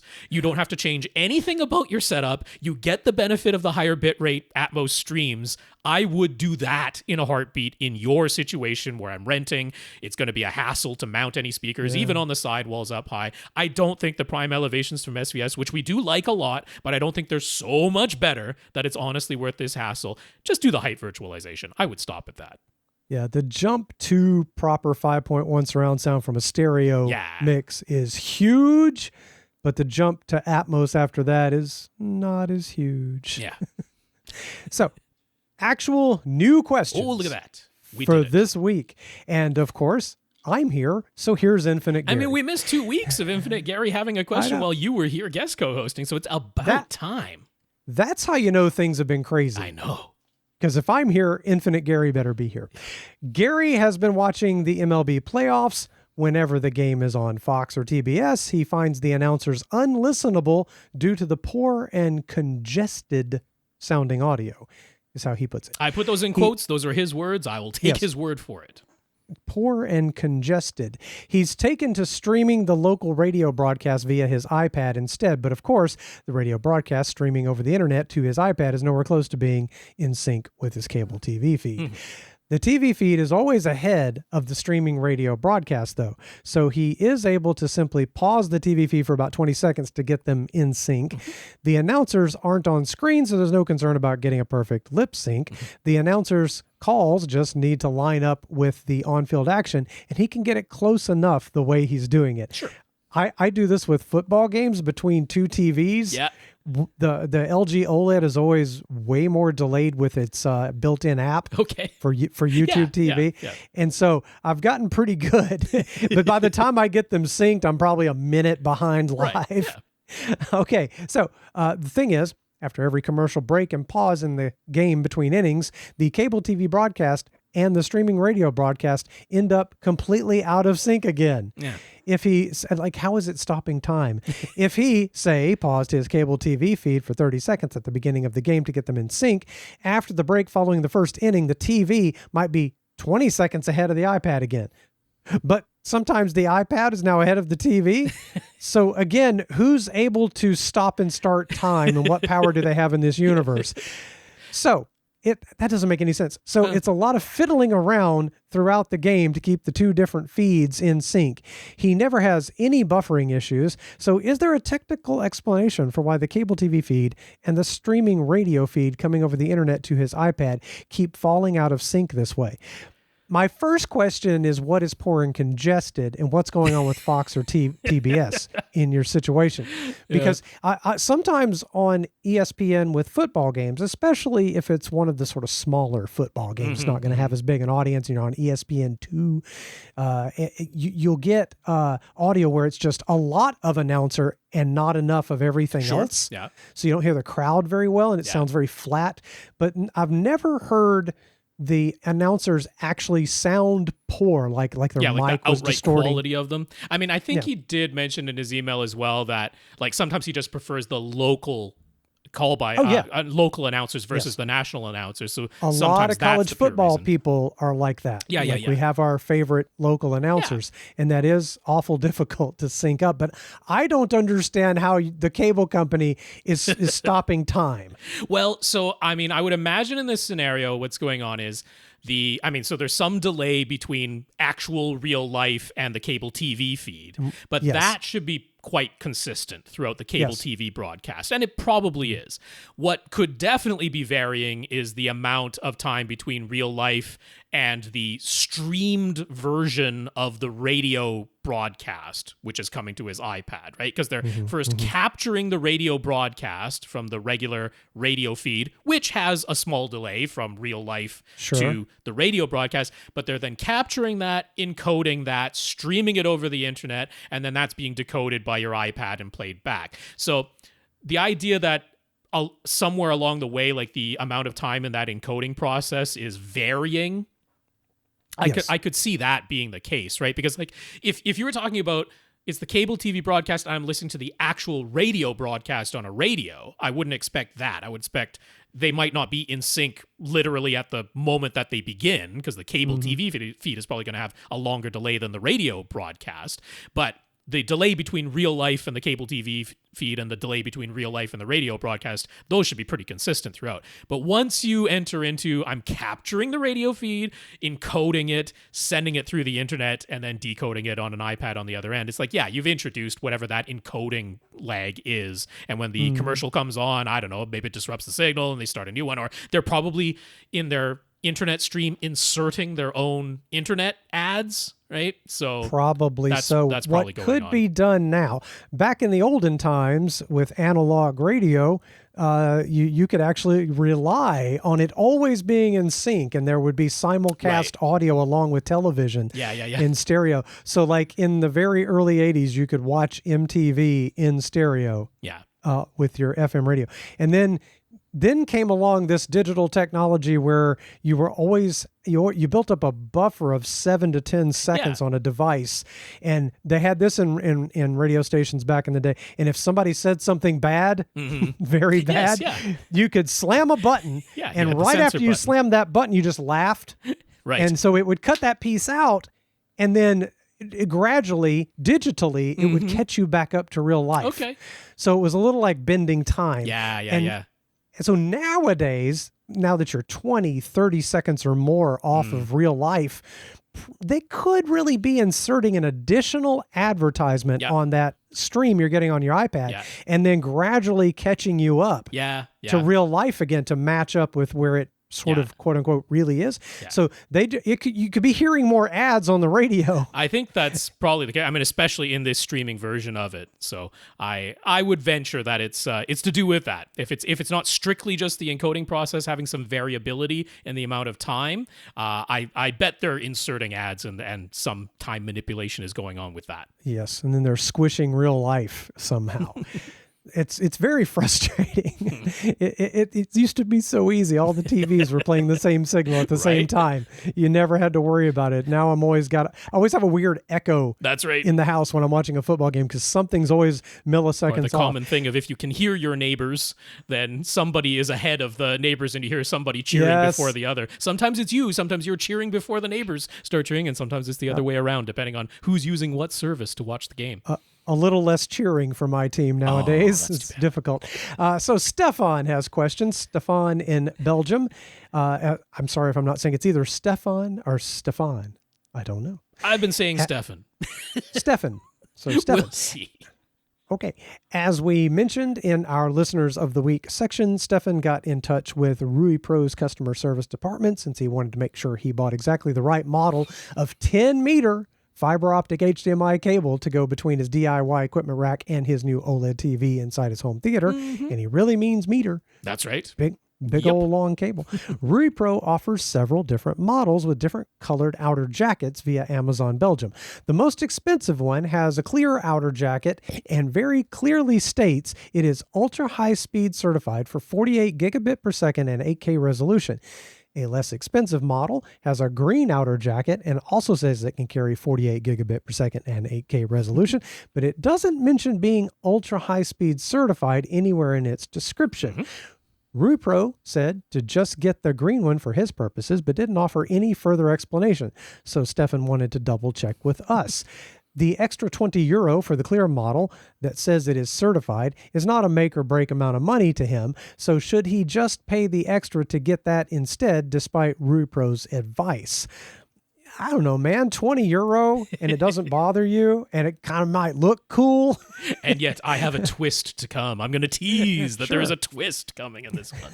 So as a fun little aside, he wanted to mention that Belgium's government instituted a grant that they give to businesses to incentivize workers to use non-polluting methods of commuting to work. He gets 35 cents per kilometer for using his e-bike instead of his car every day. Tax-free, by the way. So with his 40-kilometer round-trip commute, he earns nearly €300 every month. And that's how he pays for his home theater upgrades. That's awesome, isn't it? I wish I had that. That is kind of incredible. We get jack squat here. I have to pay $200 extra because I have an electric car. That's Alabama for you. They charge me more because I'm doing the right thing. So the more expensive fiber optic HDMI cable would just mean a couple extra days of e-bike commutes in his case, and he's fine with that. What do we say? Which exact model of RUIPRO fiber optic HDMI cable should he get? And so here comes the twist. Okay, the because twist. He did mention he has a conduit that was run, and that's where he's going to be pulling this HDMI cable through. Now, I don't know the specific building codes that are in place for where he lives in Belgium, because in some instances, if you've used the correct type of conduit inside of your walls, that conduit acts as the fire rating for the in-wall run, and you're essentially allowed to pull any low voltage cable through it. There's no real problems with that.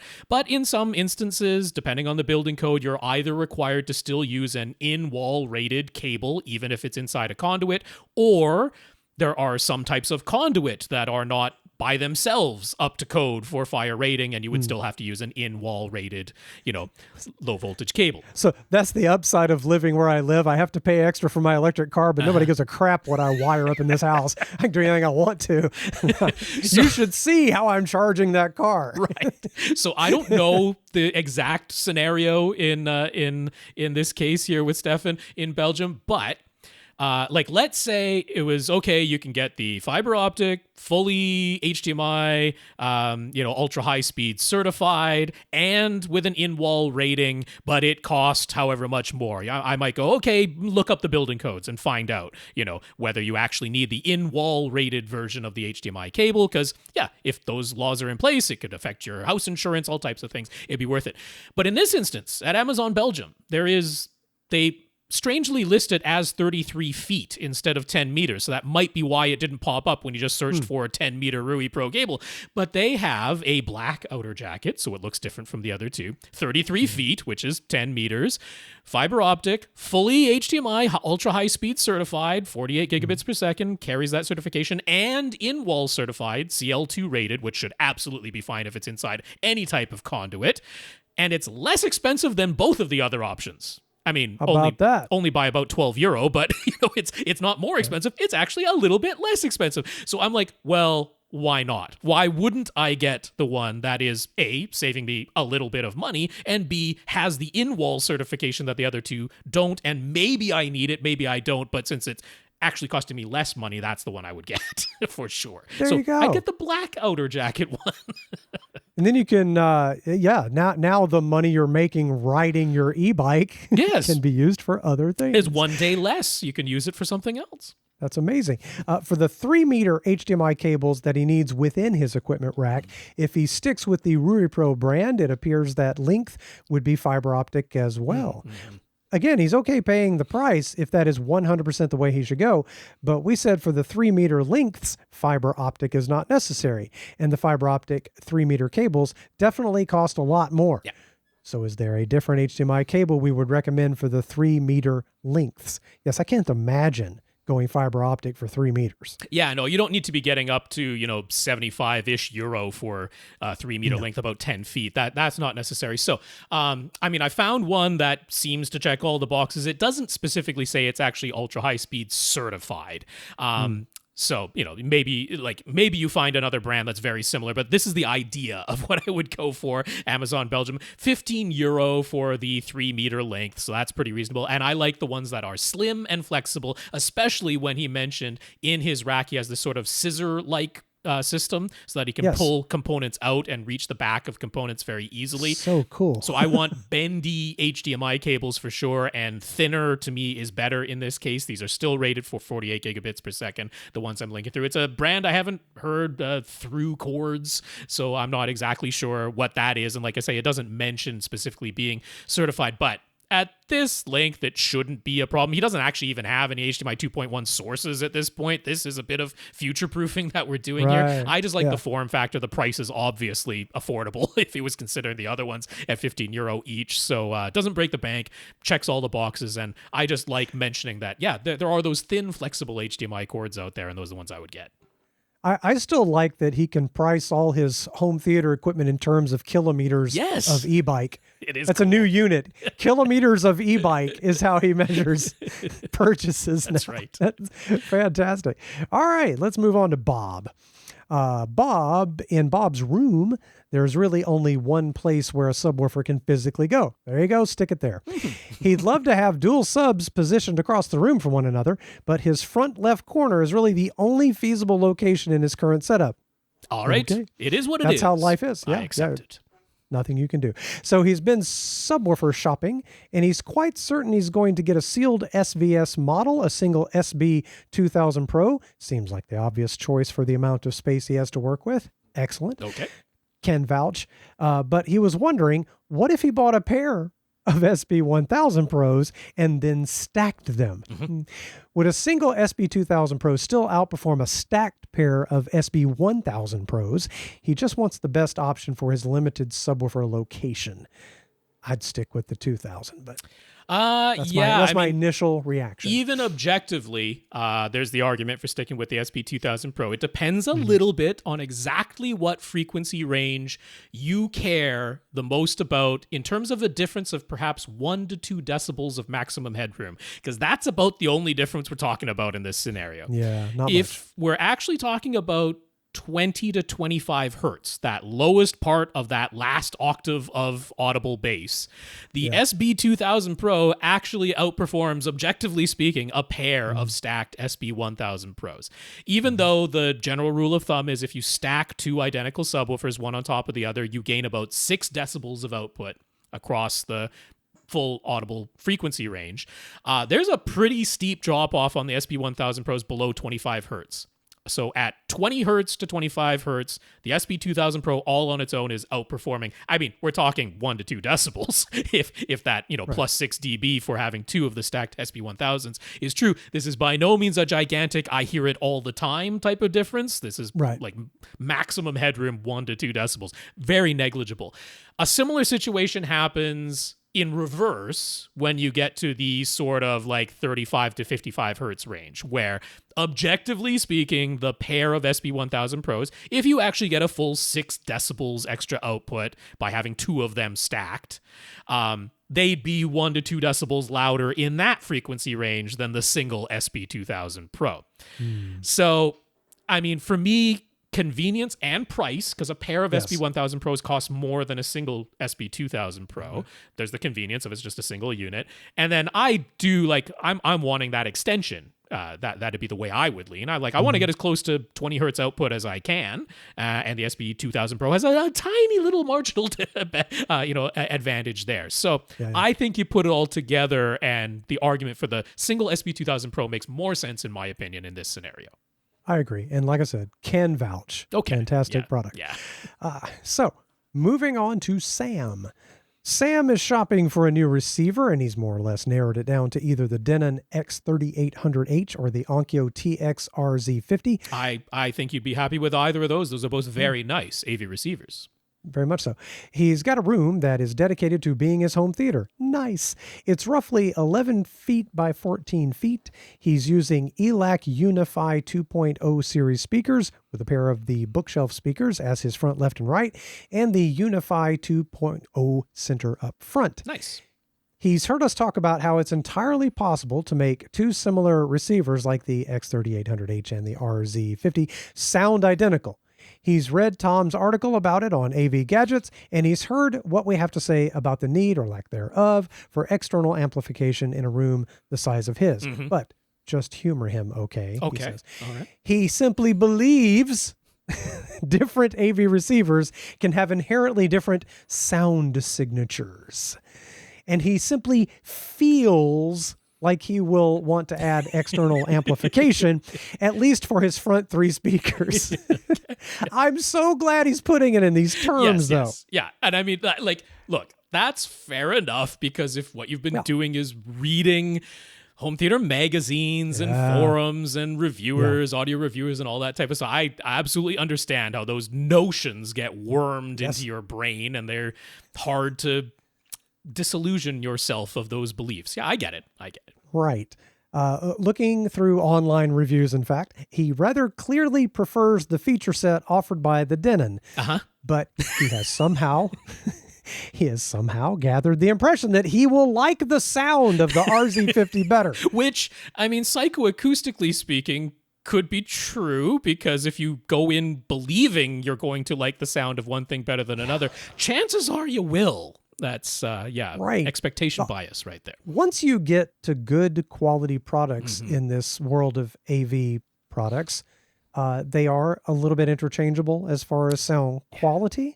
And you're buying the experience after that once you get to a certain level of quality. So it can be as simple as you just really like the way it looks and feels physically when you hold the device in your hand.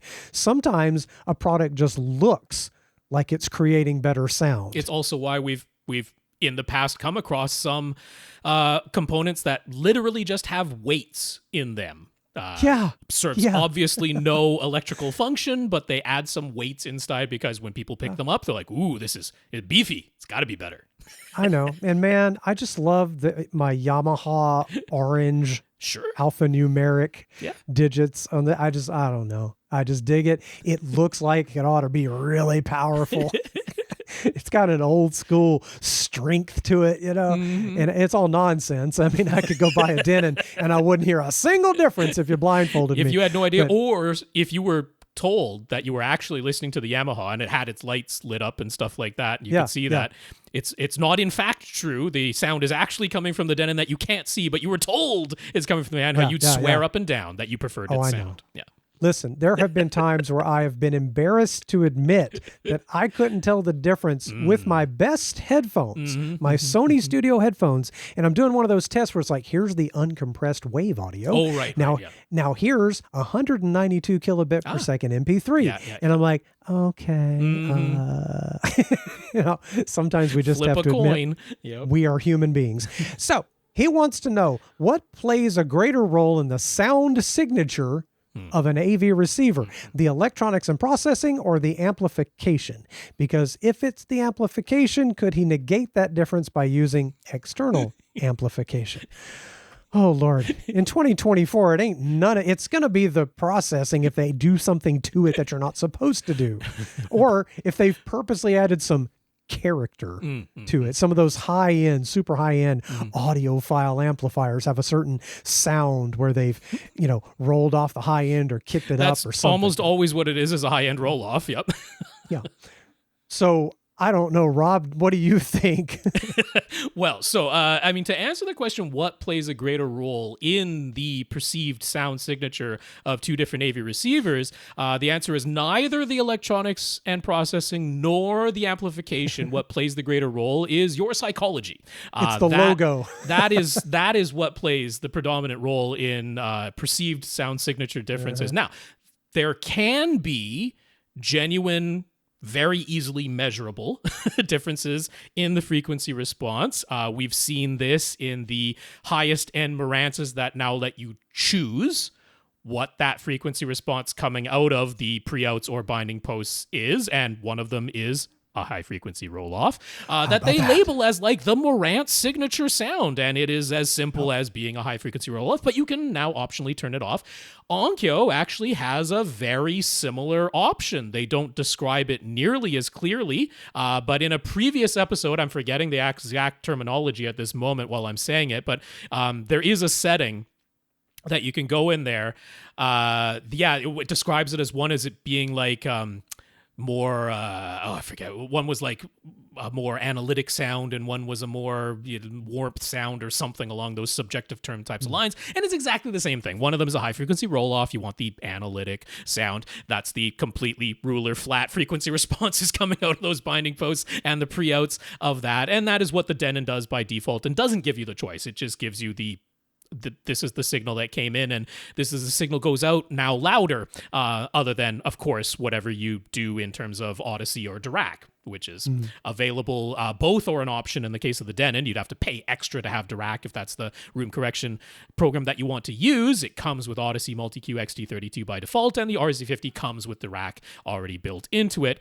But there, you can draw the same target curve in both of those systems, as long as you have the Odyssey Editor app, which is only $20 extra. You can draw the same target curve, and at that point, if you do the measurement procedure the same, they're going to end up sounding the same at the end, assuming you actually turned off that Onkyo feature to make it the flat response and not the rolled off high frequency response, which I never understood as why that would be perceived as being beneficial, but whatever it is. I don't know. I'm convinced it's that some of us older folks have heard older equipment that didn't have this tweeters crisp just had and a high accurate, frequency roll off. It's rolled off, and so it sounds like what we remember being expensive. That could and be good. some of it, or of course, you can have the sense that it is slightly warmer because of its lack of high frequency treble. That could less be harsh. Could be the case, but so I mean that's my realistic answer. Now, if you're just like, I have the money, I'm not going to be going into debt to do this, and I just love the idea of adding a 3-channel amplifier to power my front 3 speakers, like, I'm not going to stop you if you just feel good about it and it's not a financial burden to you. Go ahead. In an 11-foot by 14-foot room with ELAC Unify 2.0 speakers, there is absolutely no mathematical or objective way I can get to you needing external amplification in either of these cases. You are necessarily in an 11-foot by 14-foot room, not sitting greater than 4 meters away from any of those speakers. It is a physical impossibility with those dimensions. Yeah. So you objectively have the amplifier necessary for those speakers with either of these AV receivers, and there isn't going to be a lick of difference in the sound adding the external amplifiers, but you're going to swear up and down that there is. That's just the way the psychology of this goes. But listen, it doesn't mean that it's not to make fun of somebody who makes that decision to buy a cool 3-channel amp. Let me tell you, if I could find some kind of cool external 3-channel amp that said it had 300 watts per channel and had some kind of amazing, those old icy blue fluorescent displays from the 80s, if it had a couple of bouncing meters, I would probably spend the money and be convinced it sounded better. Sure. And in my room that's even smaller than this room, have a 7-channel, 7 times 200 watt ATI amplifier. Now, I needed 2 channels of external amplification because I run 2 more speakers than I have amplifiers built into my AV receiver. Right. I did not need a 7-channel 7 by 200 watt ATI amplifier, but I was like, if I'm going to buy an amplifier, I'm going to buy the amplifier I want, and I was able to afford it, and I got an ATI 7-channel 200 watt per channel amplifier. Completely and it felt unnecessary. Good. There it is. Felt good. So look, I have no problem with you buying that. Now, with that all said, I wanted to give the truthful answers to everything that you asked because I don't want to be leading anybody astray on that side of things. I'm talking to other listeners, right? Who are going to be like, what is the actual truthful answer to these questions? And I think we've supplied those. But what I'm going to say is if there are features in the X3800H that you would like to have and are not available in the RZ50, you should 100% get the Denon X3800H. Get the features. And then whether it's pure psychology, whether it's psychoacoustics, whether it's delusion, whatever it is, if there's anything that you're like, I just like how it sounds when I add the external 3-channel amplifier and it's not a financial burden to you, do it. Absolutely do it. Like I'm not saying objectively, mathematically. I'm saying psychologically do it because otherwise you're not going to be happy. Like it's from everything okay to have fun. You know what I'm saying? Sure is. Yeah. My car is faster because it's red. That's right. That's many people believe that. You paint the flames on there and it got faster, right? So like there's going to be that thing, I believe anyway, from the way he wrote his email, I believe there's going to be that thing bothering in you in the back of your head that said, I read a review that said that the Onkyo had beefier amplifiers than the Denon, and maybe that's true by 10 watts per channel or something like that. A completely inaudible, insignificant difference, objectively speaking, but maybe there is some objective truth to that, because the Onkyo RZ50 has really good amplifiers built into it. Like, that's just, that is a true fact. It has very good amplifiers built into it. So if that little bit of worry is going to be completely abated in your setup, now you got the features that you wanted that weren't available in the RZ50, you got the beefier amplifiers because you added 3 channels of external amplification. I think that's the combination that will make you happiest, and that is what I would recommend that you get. Right. I am literally convinced that the Yamaha receivers that have the 100-watt or higher amplifiers sound better than the ones that have 75 watts per channel. I can't shake it. I don't know what happened. And logic brain, the prefrontal cortex, will say there can be some objective truth to things, because I mean, it will have a larger power supply. That is probably objectively true. Yeah. There could be differences in distortion levels, maximum headroom levels. Like, sometimes there's more headroom above the rated power as long as you allow higher distortion. Like, there can be objective differences. It's not out of the question. There can be. Maybe I'm gonna think I can hear that. You know what I mean? I want to know that I am capable of that. There's a feeling to it. There's a punchiness and strength to it. Truthfully speaking, for the scenario he laid out, in that room size with those speakers, there is, objectively speaking, no reason that the Onkyo would inherently sound any different from the Denon. It is entirely possible. You run Odyssey in its defaults. You make no manual changes to its target curve, no manual changes to any crossover settings. You just run it at default, and then you just run Dirac at default in your Onkyo. You do that, and I would absolutely believe there could be true, genuine, audible differences between those two things. But you could, with some manual tuning, get them to sound identical. Right. Yeah. All right, let's move on to Jefferson. So, Jefferson says, we've been great so far in helping him as he's gone through the adventure of upgrading to a JVC NP5 projector.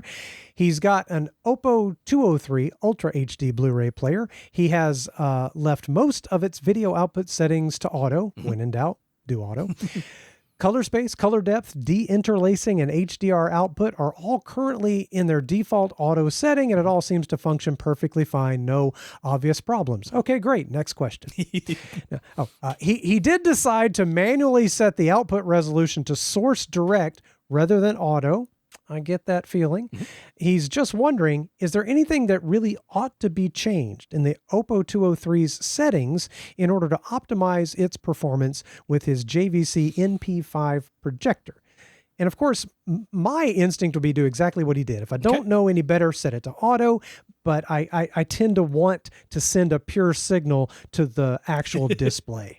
You know, so, it's like, don't do anything to the, let the display do what it's programmed to do, because the display knows itself best. That's my first reaction. Yeah, the only sort of question mark I have is with that output resolution setting, the only one he manually changed. Are you using your Oppo 203 to still play DVDs? I'm not talking Blu-rays, or obviously not Ultra HD Blu-rays, like actual DVDs. Because the Oppo, one of the reasons like tech people loved it is because with that Source Direct, it really does output the direct signal straight off of the DVD, reads the bits and shoots them out, which is 480i. That's what's encoded on a DVD. Okay, yeah, that's and right. Sending 480i from DVDs to your JVC, it'll function, but I would venture that for that particular low quality signal, the Oppo's processing to at least get you to progressive scan would be superior to what the JVC is doing as far as just that level of processing goes. So if he has de-interlacing set to auto, but output resolution set to source direct. Right. Yeah. And then he plays a 480i source. I'm not actually sure. Sure whether it's at least giving you 480p. I mean, you could just click the info button on your JVC and you'll see if you're playing a DVD now. Probably. There's every possibility he's really not watching very many DVDs anymore, right? Like if all you're watching are Blu-rays and Ultra HD Blu-rays, then you're totally fine. Everything you've done there is totally fine, because sending 1080p 24 source direct, because that's what's actually encoded on Blu-rays, that's going to look great on your JVC. Obviously sending the 4K with the HDR, the JVC's got its frame-by-frame dynamic tone mapping, so you don't have to worry about any HDR to SDR conversion that the Oppo can do or anything like that. Like, the auto settings are absolutely going to work across the board. And so the only question mark I have is if you're actually playing DVDs, that source direct might be, but Lee is absolutely correct. It might be deinterlacing it anyway. And sending 480p to that JVC is totally fine. It can do that scaling. So I don't see anything I would say you need to change on those settings. Right. I know a little too much about deinterlacing low resolution things. And this does make me wonder what happens there. And if you don't select auto for deinterlacing, what methods does it offer? Right. Now I want to know more. Because that Oppo has very good deinterlacing, very good scaling for DVDs up to at least 1080p. So if I converted, for instance, a VHS tape for him and put it on a DVD, right, then I'm going to give him a 480i. It should be a 60 hertz, 60 fields per second thing. I want to know more, but that's a level of detail I don't need in my life right now. There's every possibility that Jefferson is really predominantly watching Blu-rays and Ultra HD Blu-rays, and that all becomes moot, and you don't need to worry about anything other than auto at that point. Right. So let's move on to Chris. Chris wants to get a battery backup UPS, uninterruptible power supply, for his desktop computer. It's an AMD Ryzen 7700X CPU with an AMD Radeon RX 7800 XT GPU running off of a 750-watt power supply. Not far off from what I have. Yep. He's been listening to us, so he knows we almost always suggest APC for battery backup units. Yes, that's what I have under this desk right now. And he noted our recommendation of the BR1350MS pure sine wave model in particular. It would seem to meet the specifications that he needs, and the going price seems to be $230 these days. When he looked it up on Amazon, they included a similar item to consider, which is their own Amazon Basics 1500 VA battery backup that only cost $154. It does say that it outputs a simulated sine wave, though, and that, along with the different volt amp ratings, seems to be the main difference. What do we say? Can he save the money and feel good getting the Amazon Basics unit? Should he pay the extra for the APC BR1350MS, or is there a different model altogether that we think he should get? He's open to suggestions. Again, here we go with Lee's first reaction. This is a pretty important product. Hopefully, this is trying to save your butt in the future when some power surge comes through. That's the idea. Not just simply supply enough power to keep the thing on, but to protect it as well. I don't mess around with that. I'm going to stick with the good brand names. Amazon Basics is for stuff that could break in 6 months and you don't care. Well, I would absolutely plug my printer into that, my router that's being supplied by my ISP, and they'll replace it if something goes wrong. Then I just want to have the battery backup. Lots of things I would be very happy to plug that Amazon Basics, have that for, and the price is great, and I'm really happy it's available, because there's lots of devices where I would 100% save the money and go for that. For this PC with your power supply, and of course it's modular PFC, power factor correction in there, I'd like to have the pure sine wave. You spent good money on this gaming rig, and I would spend a little bit extra now. I think I can give you a third option that kind of splits the difference and is going to make you feel really good, and it's going to save you $10 whole versus the APC. So, CyberPower has their CP for CyberPower 1500 for 1500 volt amps, which is higher than the 1350 volt amps supplied by the APC BR1350MS. So CP 1500 PFC, because it's pure sine wave for power factor correction, power supplies, LCD because it has an LCD display on the front, for $220, $10 less than the APC, but it gets you the higher volt amp rating, the slightly longer battery life, with the pure sine wave output, the same number of outlets, 6 of them are battery and surge protective, 6 of them are surge only, for $10 less. I think that did it. There you go. I say get the CyberPower. Sure. How many e-bike kilometers is that, right, Rob? That's right. I don't think that applies. He doesn't get those same rebates, does Chris, unfortunately. But I'm measuring everything in e-bike kilometers now when I want pricing only in that unit, my favorite new unit. The CyberPower APC, but don't skimp on the main.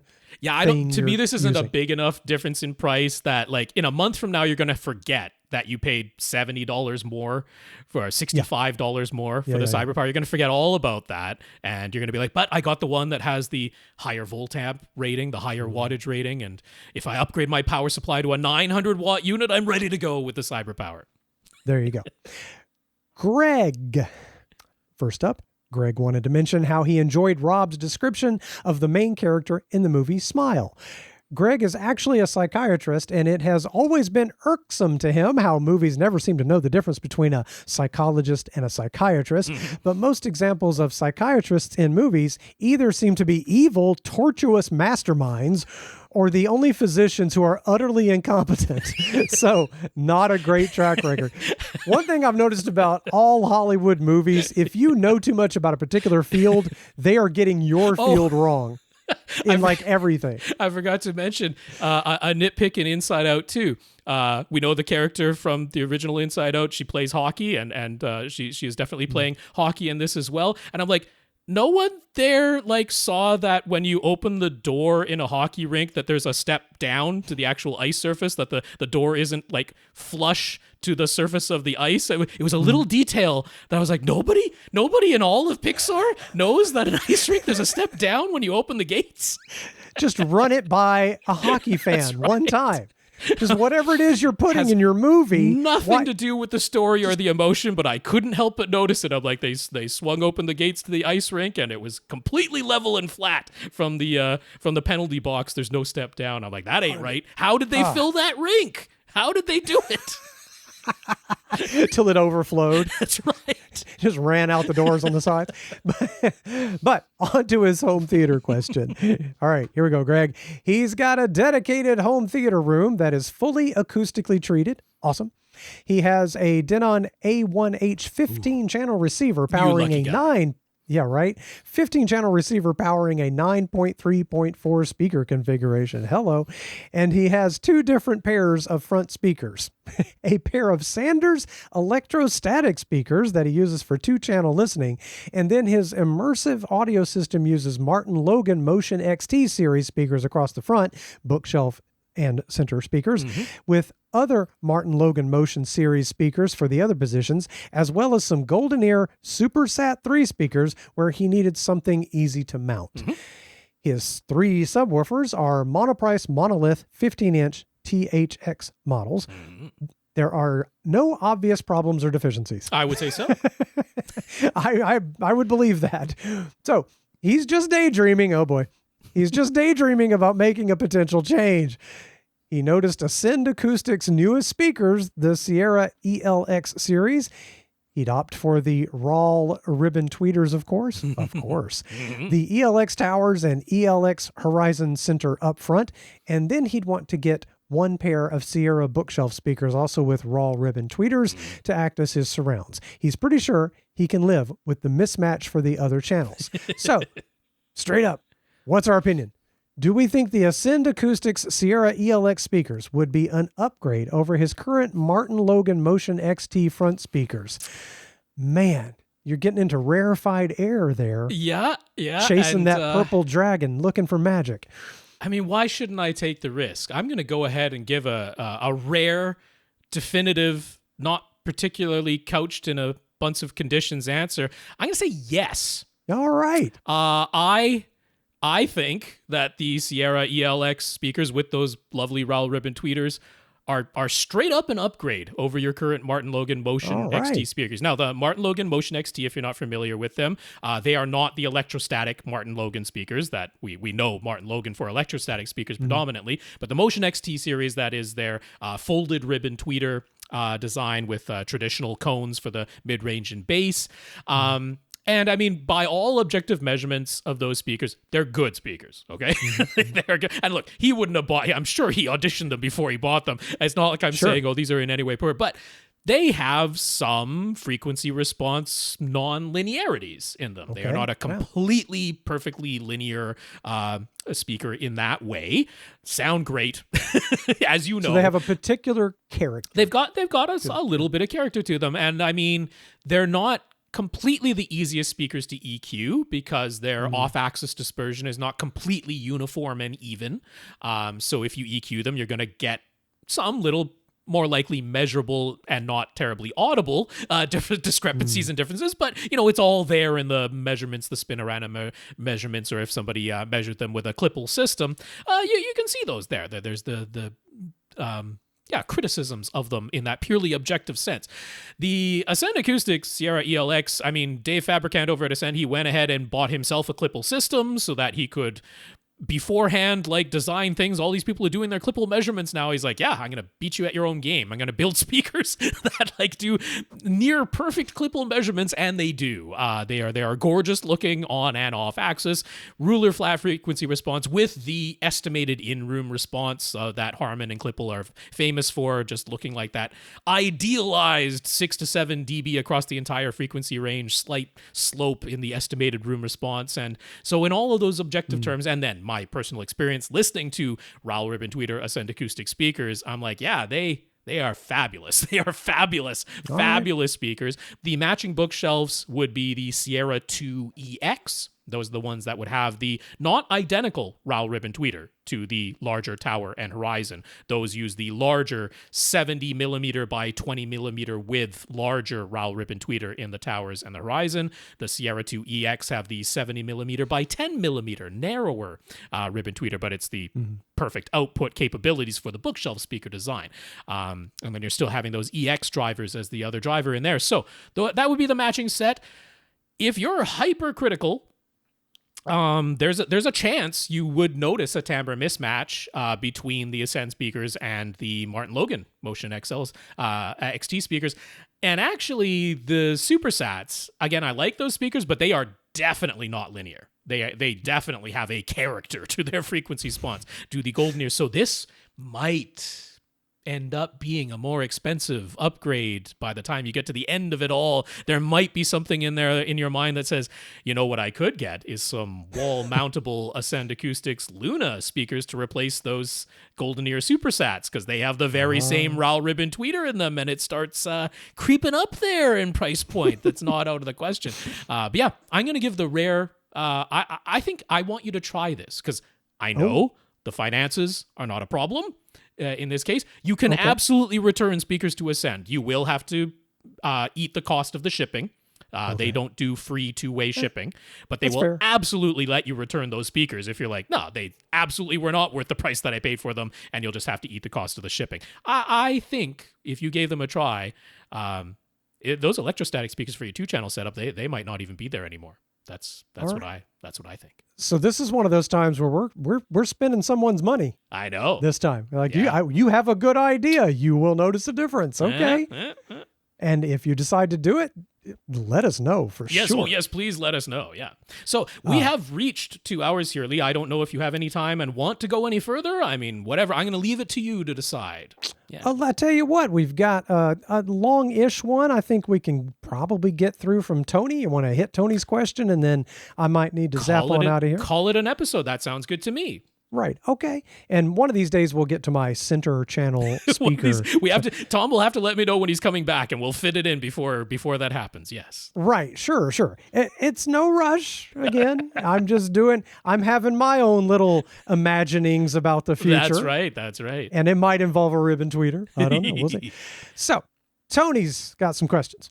Tony appreciated our discussion and advice regarding his disappointment with how upmixing has sounded in his setup.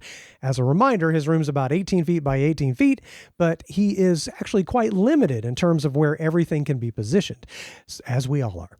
So his seats are about 4 feet from the back wall, but his surround speakers are actually about 2 feet in front of his seats. And then his surround backs are basically in the rear corners. Yes, I remember now. Yep. And he tried wiring his surrounds and surround backs in series, which he actually thought sounded better in terms of discrete sound effect placement.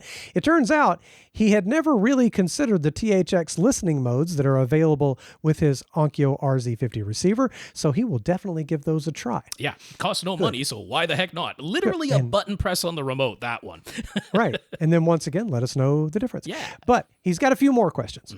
He detected that we meant no disrespect, but obviously weren't in favor of his surround speakers being 2 feet in front of his seats. It's not even a matter of being in favor of it.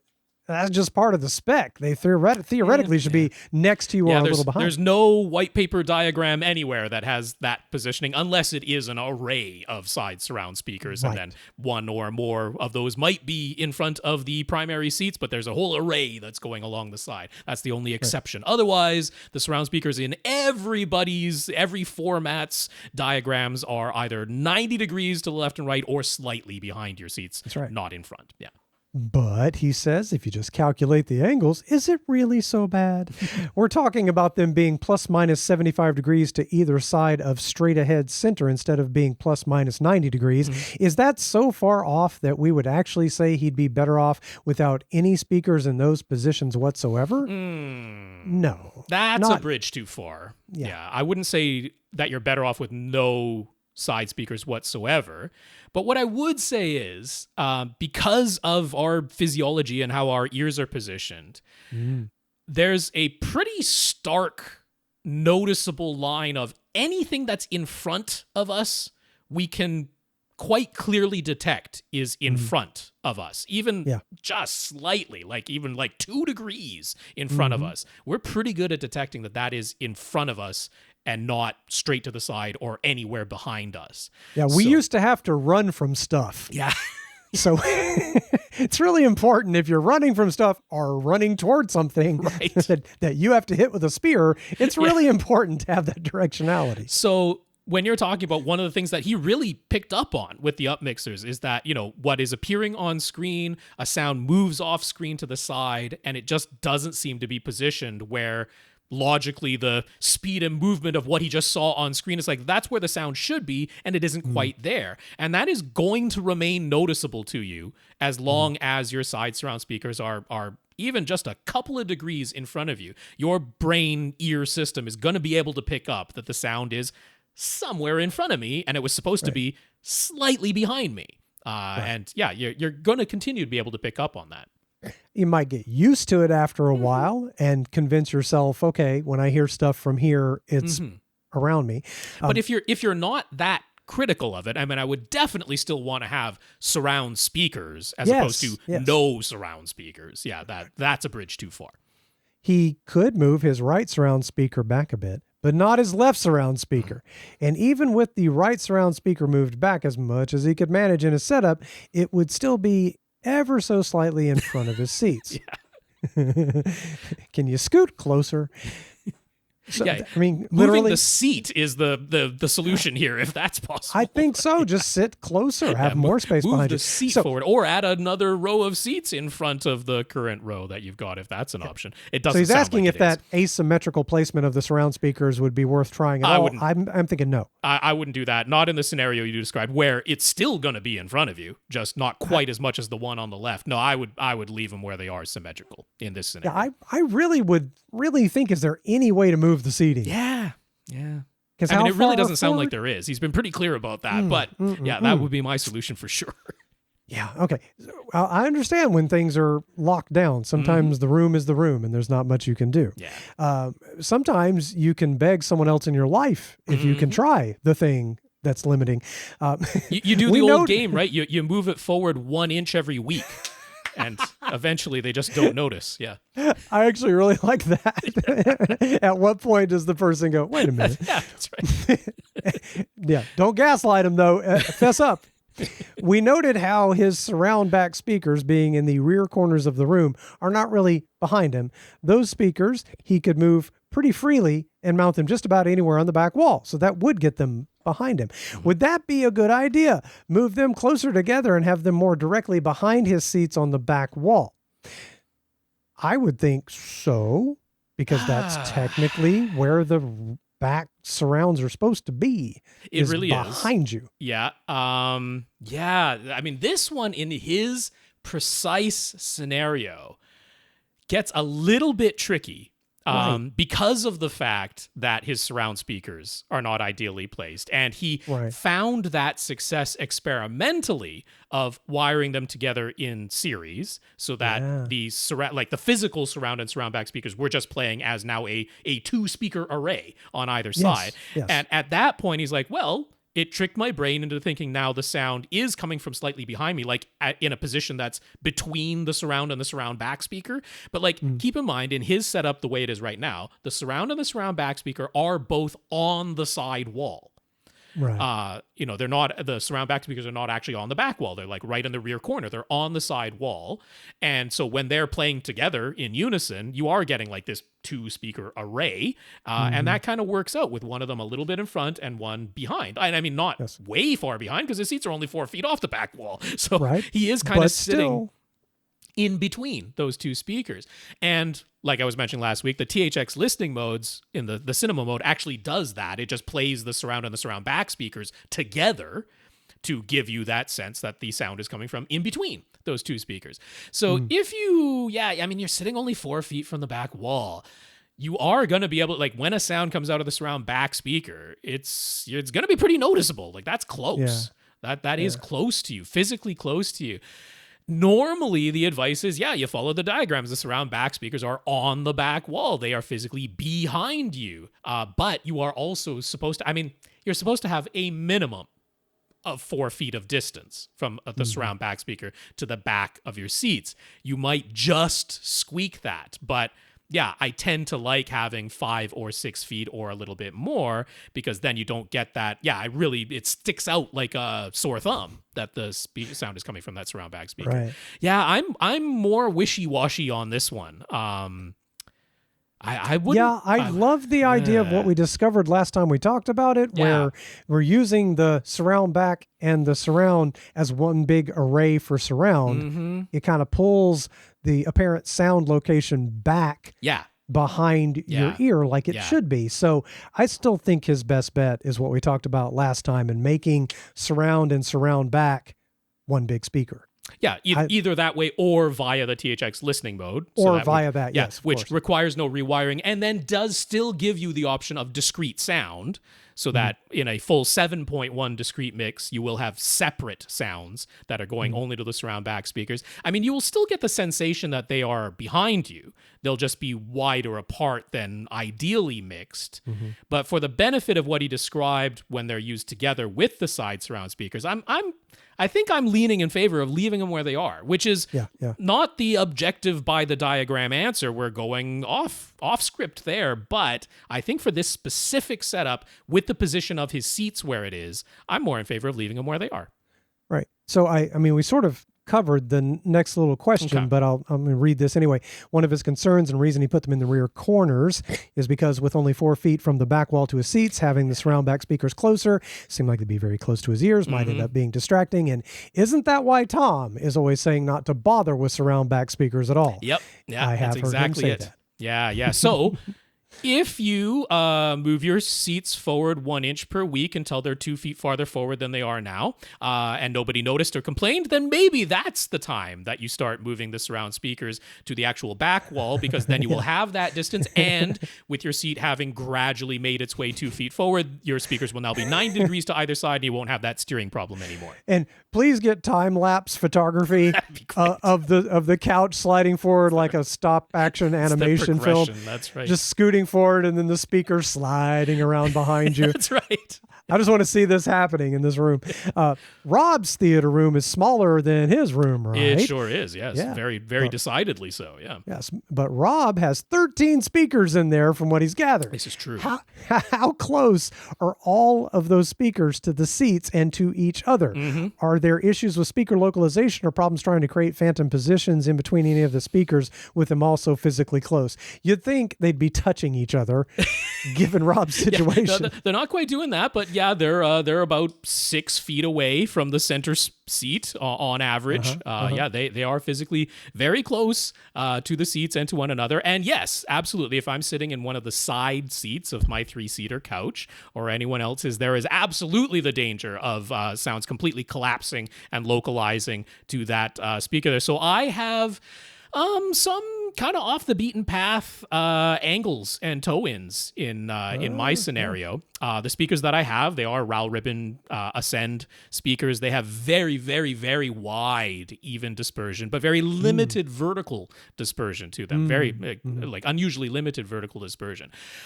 So I have taken for my front left and right speakers, I have them towed in very, very heavily.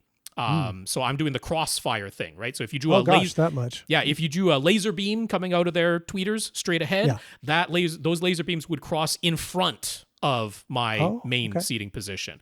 So it's almost where the front right speaker is pretty close to having if you drew a laser line from its tweeter, it would almost be hitting the left armrest. Wow. It's getting to that type of a very steep angle because it has that very wide horizontal dispersion. So the whole couch is getting pretty even.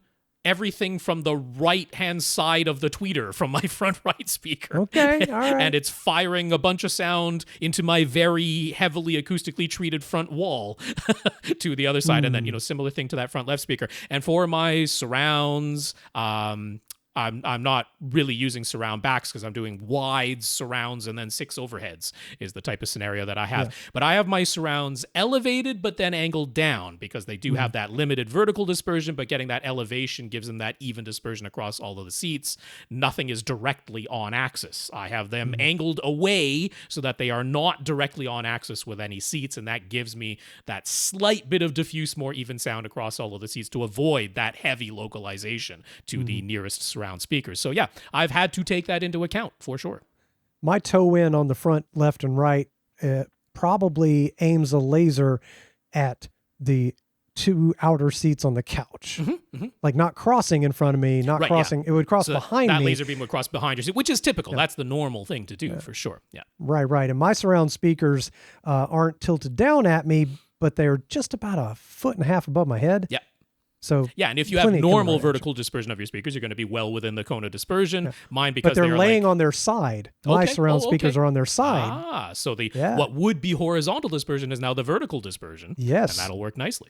Comes down at me pretty nice. Yeah. Okay, so Rob didn't seem to be a fan of Sony's processing. Do we happen to know if Tom shares the same opinion? Have you and Tom talked about that specifically? No, but I mean, it's just, Tom has never, as far as I'm aware, used any of the modern Sony AV receivers or soundbars for any length of time. So I'm pretty sure, I'm not 100% sure, but I'm pretty sure his answer would be that he just doesn't really have the firsthand experience to form a strong opinion about those. But yeah, I mean, just in general, when we're looking at a room correction system that doesn't take multiple mic measurement positions, when it uses 1 or 2, in the case of Sony's, they give you 2, but not more than that. I'm like, it's just not doing the things that we want a room correction system to do. It's either going to overcompensate for that one particular position that you're measuring, or it's, it's not able to spatially average or do what Dirac does, where it's, calculating for a multiple wide area with lots of microphone measurement positions. So just fundamentally, I think there's something lacking in that room correction system right there. Sony doesn't have that area of expertise. If you need a good autofocus mirrorless camera, right. Sony's your brand. And like I say, with that 360 spatial sound mapping that they do, they do in their Theater Quad or their HTA9 4-speaker system that preceded the Bravia Quad, or in their soundbars and that. It's like, yeah, I've definitely heard that. I'm sure Tom's heard that in some scenario or other. And it's like, yeah, I know he and I come to the same conclusions on those things, which is like, yeah, it gives you that initial hit of, oh yeah, that sounded like the room expanded. It did that sort of thing. It sounded like the dialogue either raised or lowered physically. It can do that type of processing for sure. You listen to it long enough, there's artifacts that come into it. It makes mistakes. There's weird artifacts that happen. And both Tom and I are just completely intolerant of that. We can just have a normal bog standard Phantom Center. We'll take that every day. So I know Tom and I are aligned on that for sure.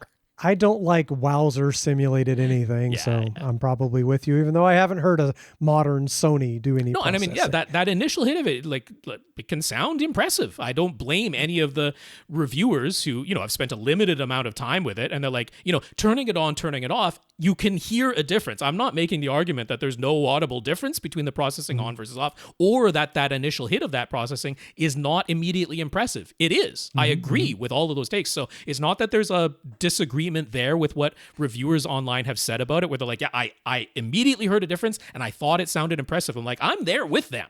That's not where the disagreement is. It's just, my experience has been, you listen to it long enough and you start noticing some of the artifacts. It's kind of like the video sharpening that things like the Darby used to be able to do, right? You see it initially like, that does look sharper. Whoa, look at that increased detail, right? I agree. It initially it's impressive. You watch it long enough, like, ooh, what was that weird artifact that it put into the image? It was fleeting, but there it was. Wasn't there if I didn't have that processing applied, and I'm just intolerant of that sort of thing. So that's where I'm coming from. Every processing has its artifacts. Yeah. Everything. So because it's making stuff up. That's right. That's what it's doing. It's If making inventing stuff up. Yeah.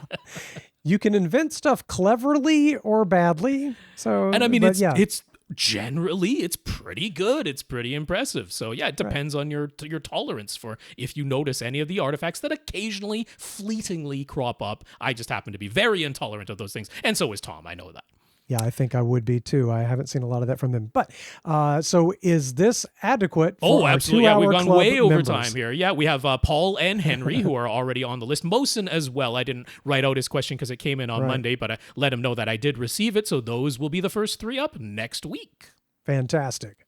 There it is. So once again, I want to thank Anker because they helped out Tom very generously after these hurricanes hit. So so Anker will be forever thanked by us. We have a tremendous amount of gratitude. So check them out. They're a popular brand anyway. We already like their products, but we like them even more after all the help. We like them a lot now. So yeah, we want that's to really thank good them of a for company sure. to take a personal interest in somebody like that. It definitely is. I'm not like marking our YouTube videos as sponsored because they aren't an official sponsor. No. They aren't giving money to the podcast, but it's just a gratitude and thank you because that's on a human level deserving of that. So Very much. thank you very much, Anker. And then we want to thank all of the listeners of the week, people who supported this podcast in some way. And those include people who sent in donations to Tom via PayPal, Thomas T., Thomas P., John, Gurinder, Stephen, Julian, Raf, and Cameron. Thank you all so much for donating your hard-earned money to help out Tom. He appreciates it tremendously. So we are all very, very thankful for your donations through PayPal. Then, if you want to support the podcast financially via an automatic donation, come to patreon.com/AVRant podcast. You can sign up to make an automatic monthly donation that way. And we've been holding steady at 133 patrons who are doing just that. So thank you all very much for your financial support. Then we want to thank Infinite Gary for sending Tom another movie code for a movie I know he wants to see. Raj for sending Tom an Audio-Technica 2100 USB mic and a desk arm that he can use to hold it. So that is tremendous of you, Raj. Thank you so much. Stefan, thank you for getting in touch with RUIPRO's customer service over in Belgium, letting them know that our podcast let you know about their brand and sent you their way. That's great. And We're international. we sure are. And Dan, thank you for offering to send multiple items to Tom if he can make use of any of them. I'm sure you two will connect and get in touch, and hopefully something fruitful and useful will come out of that. So that's fantastic. Thank you, Dan, as well. And finally, for this section, people who just sent in notes of gratitude for keeping the podcast going. I'll run through the names because there's plenty of them. Infinite Gary, Stefan, Mark, J. Karl, Aras, Bob, Karl, Jefferson, Raj, Tim, Greg, Julian, Tony, and Paul. Thank you all so much. Thank you to everybody who continues to listen and send in your questions. We really, really appreciate it. If you want your question answered on this here podcast, you just email it to us. The email address is question@avrant.com. So there it is. I will say on behalf of Tom Andrew for AV Rant, I am Rob H. And I'm Lee Overstreet. Now go out and listen to something.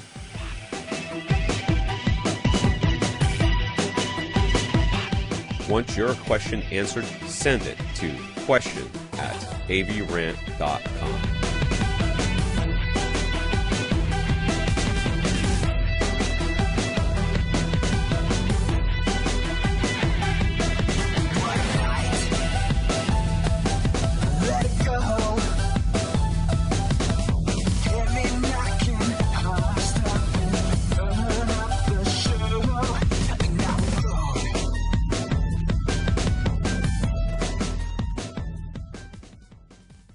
This is AV Rant.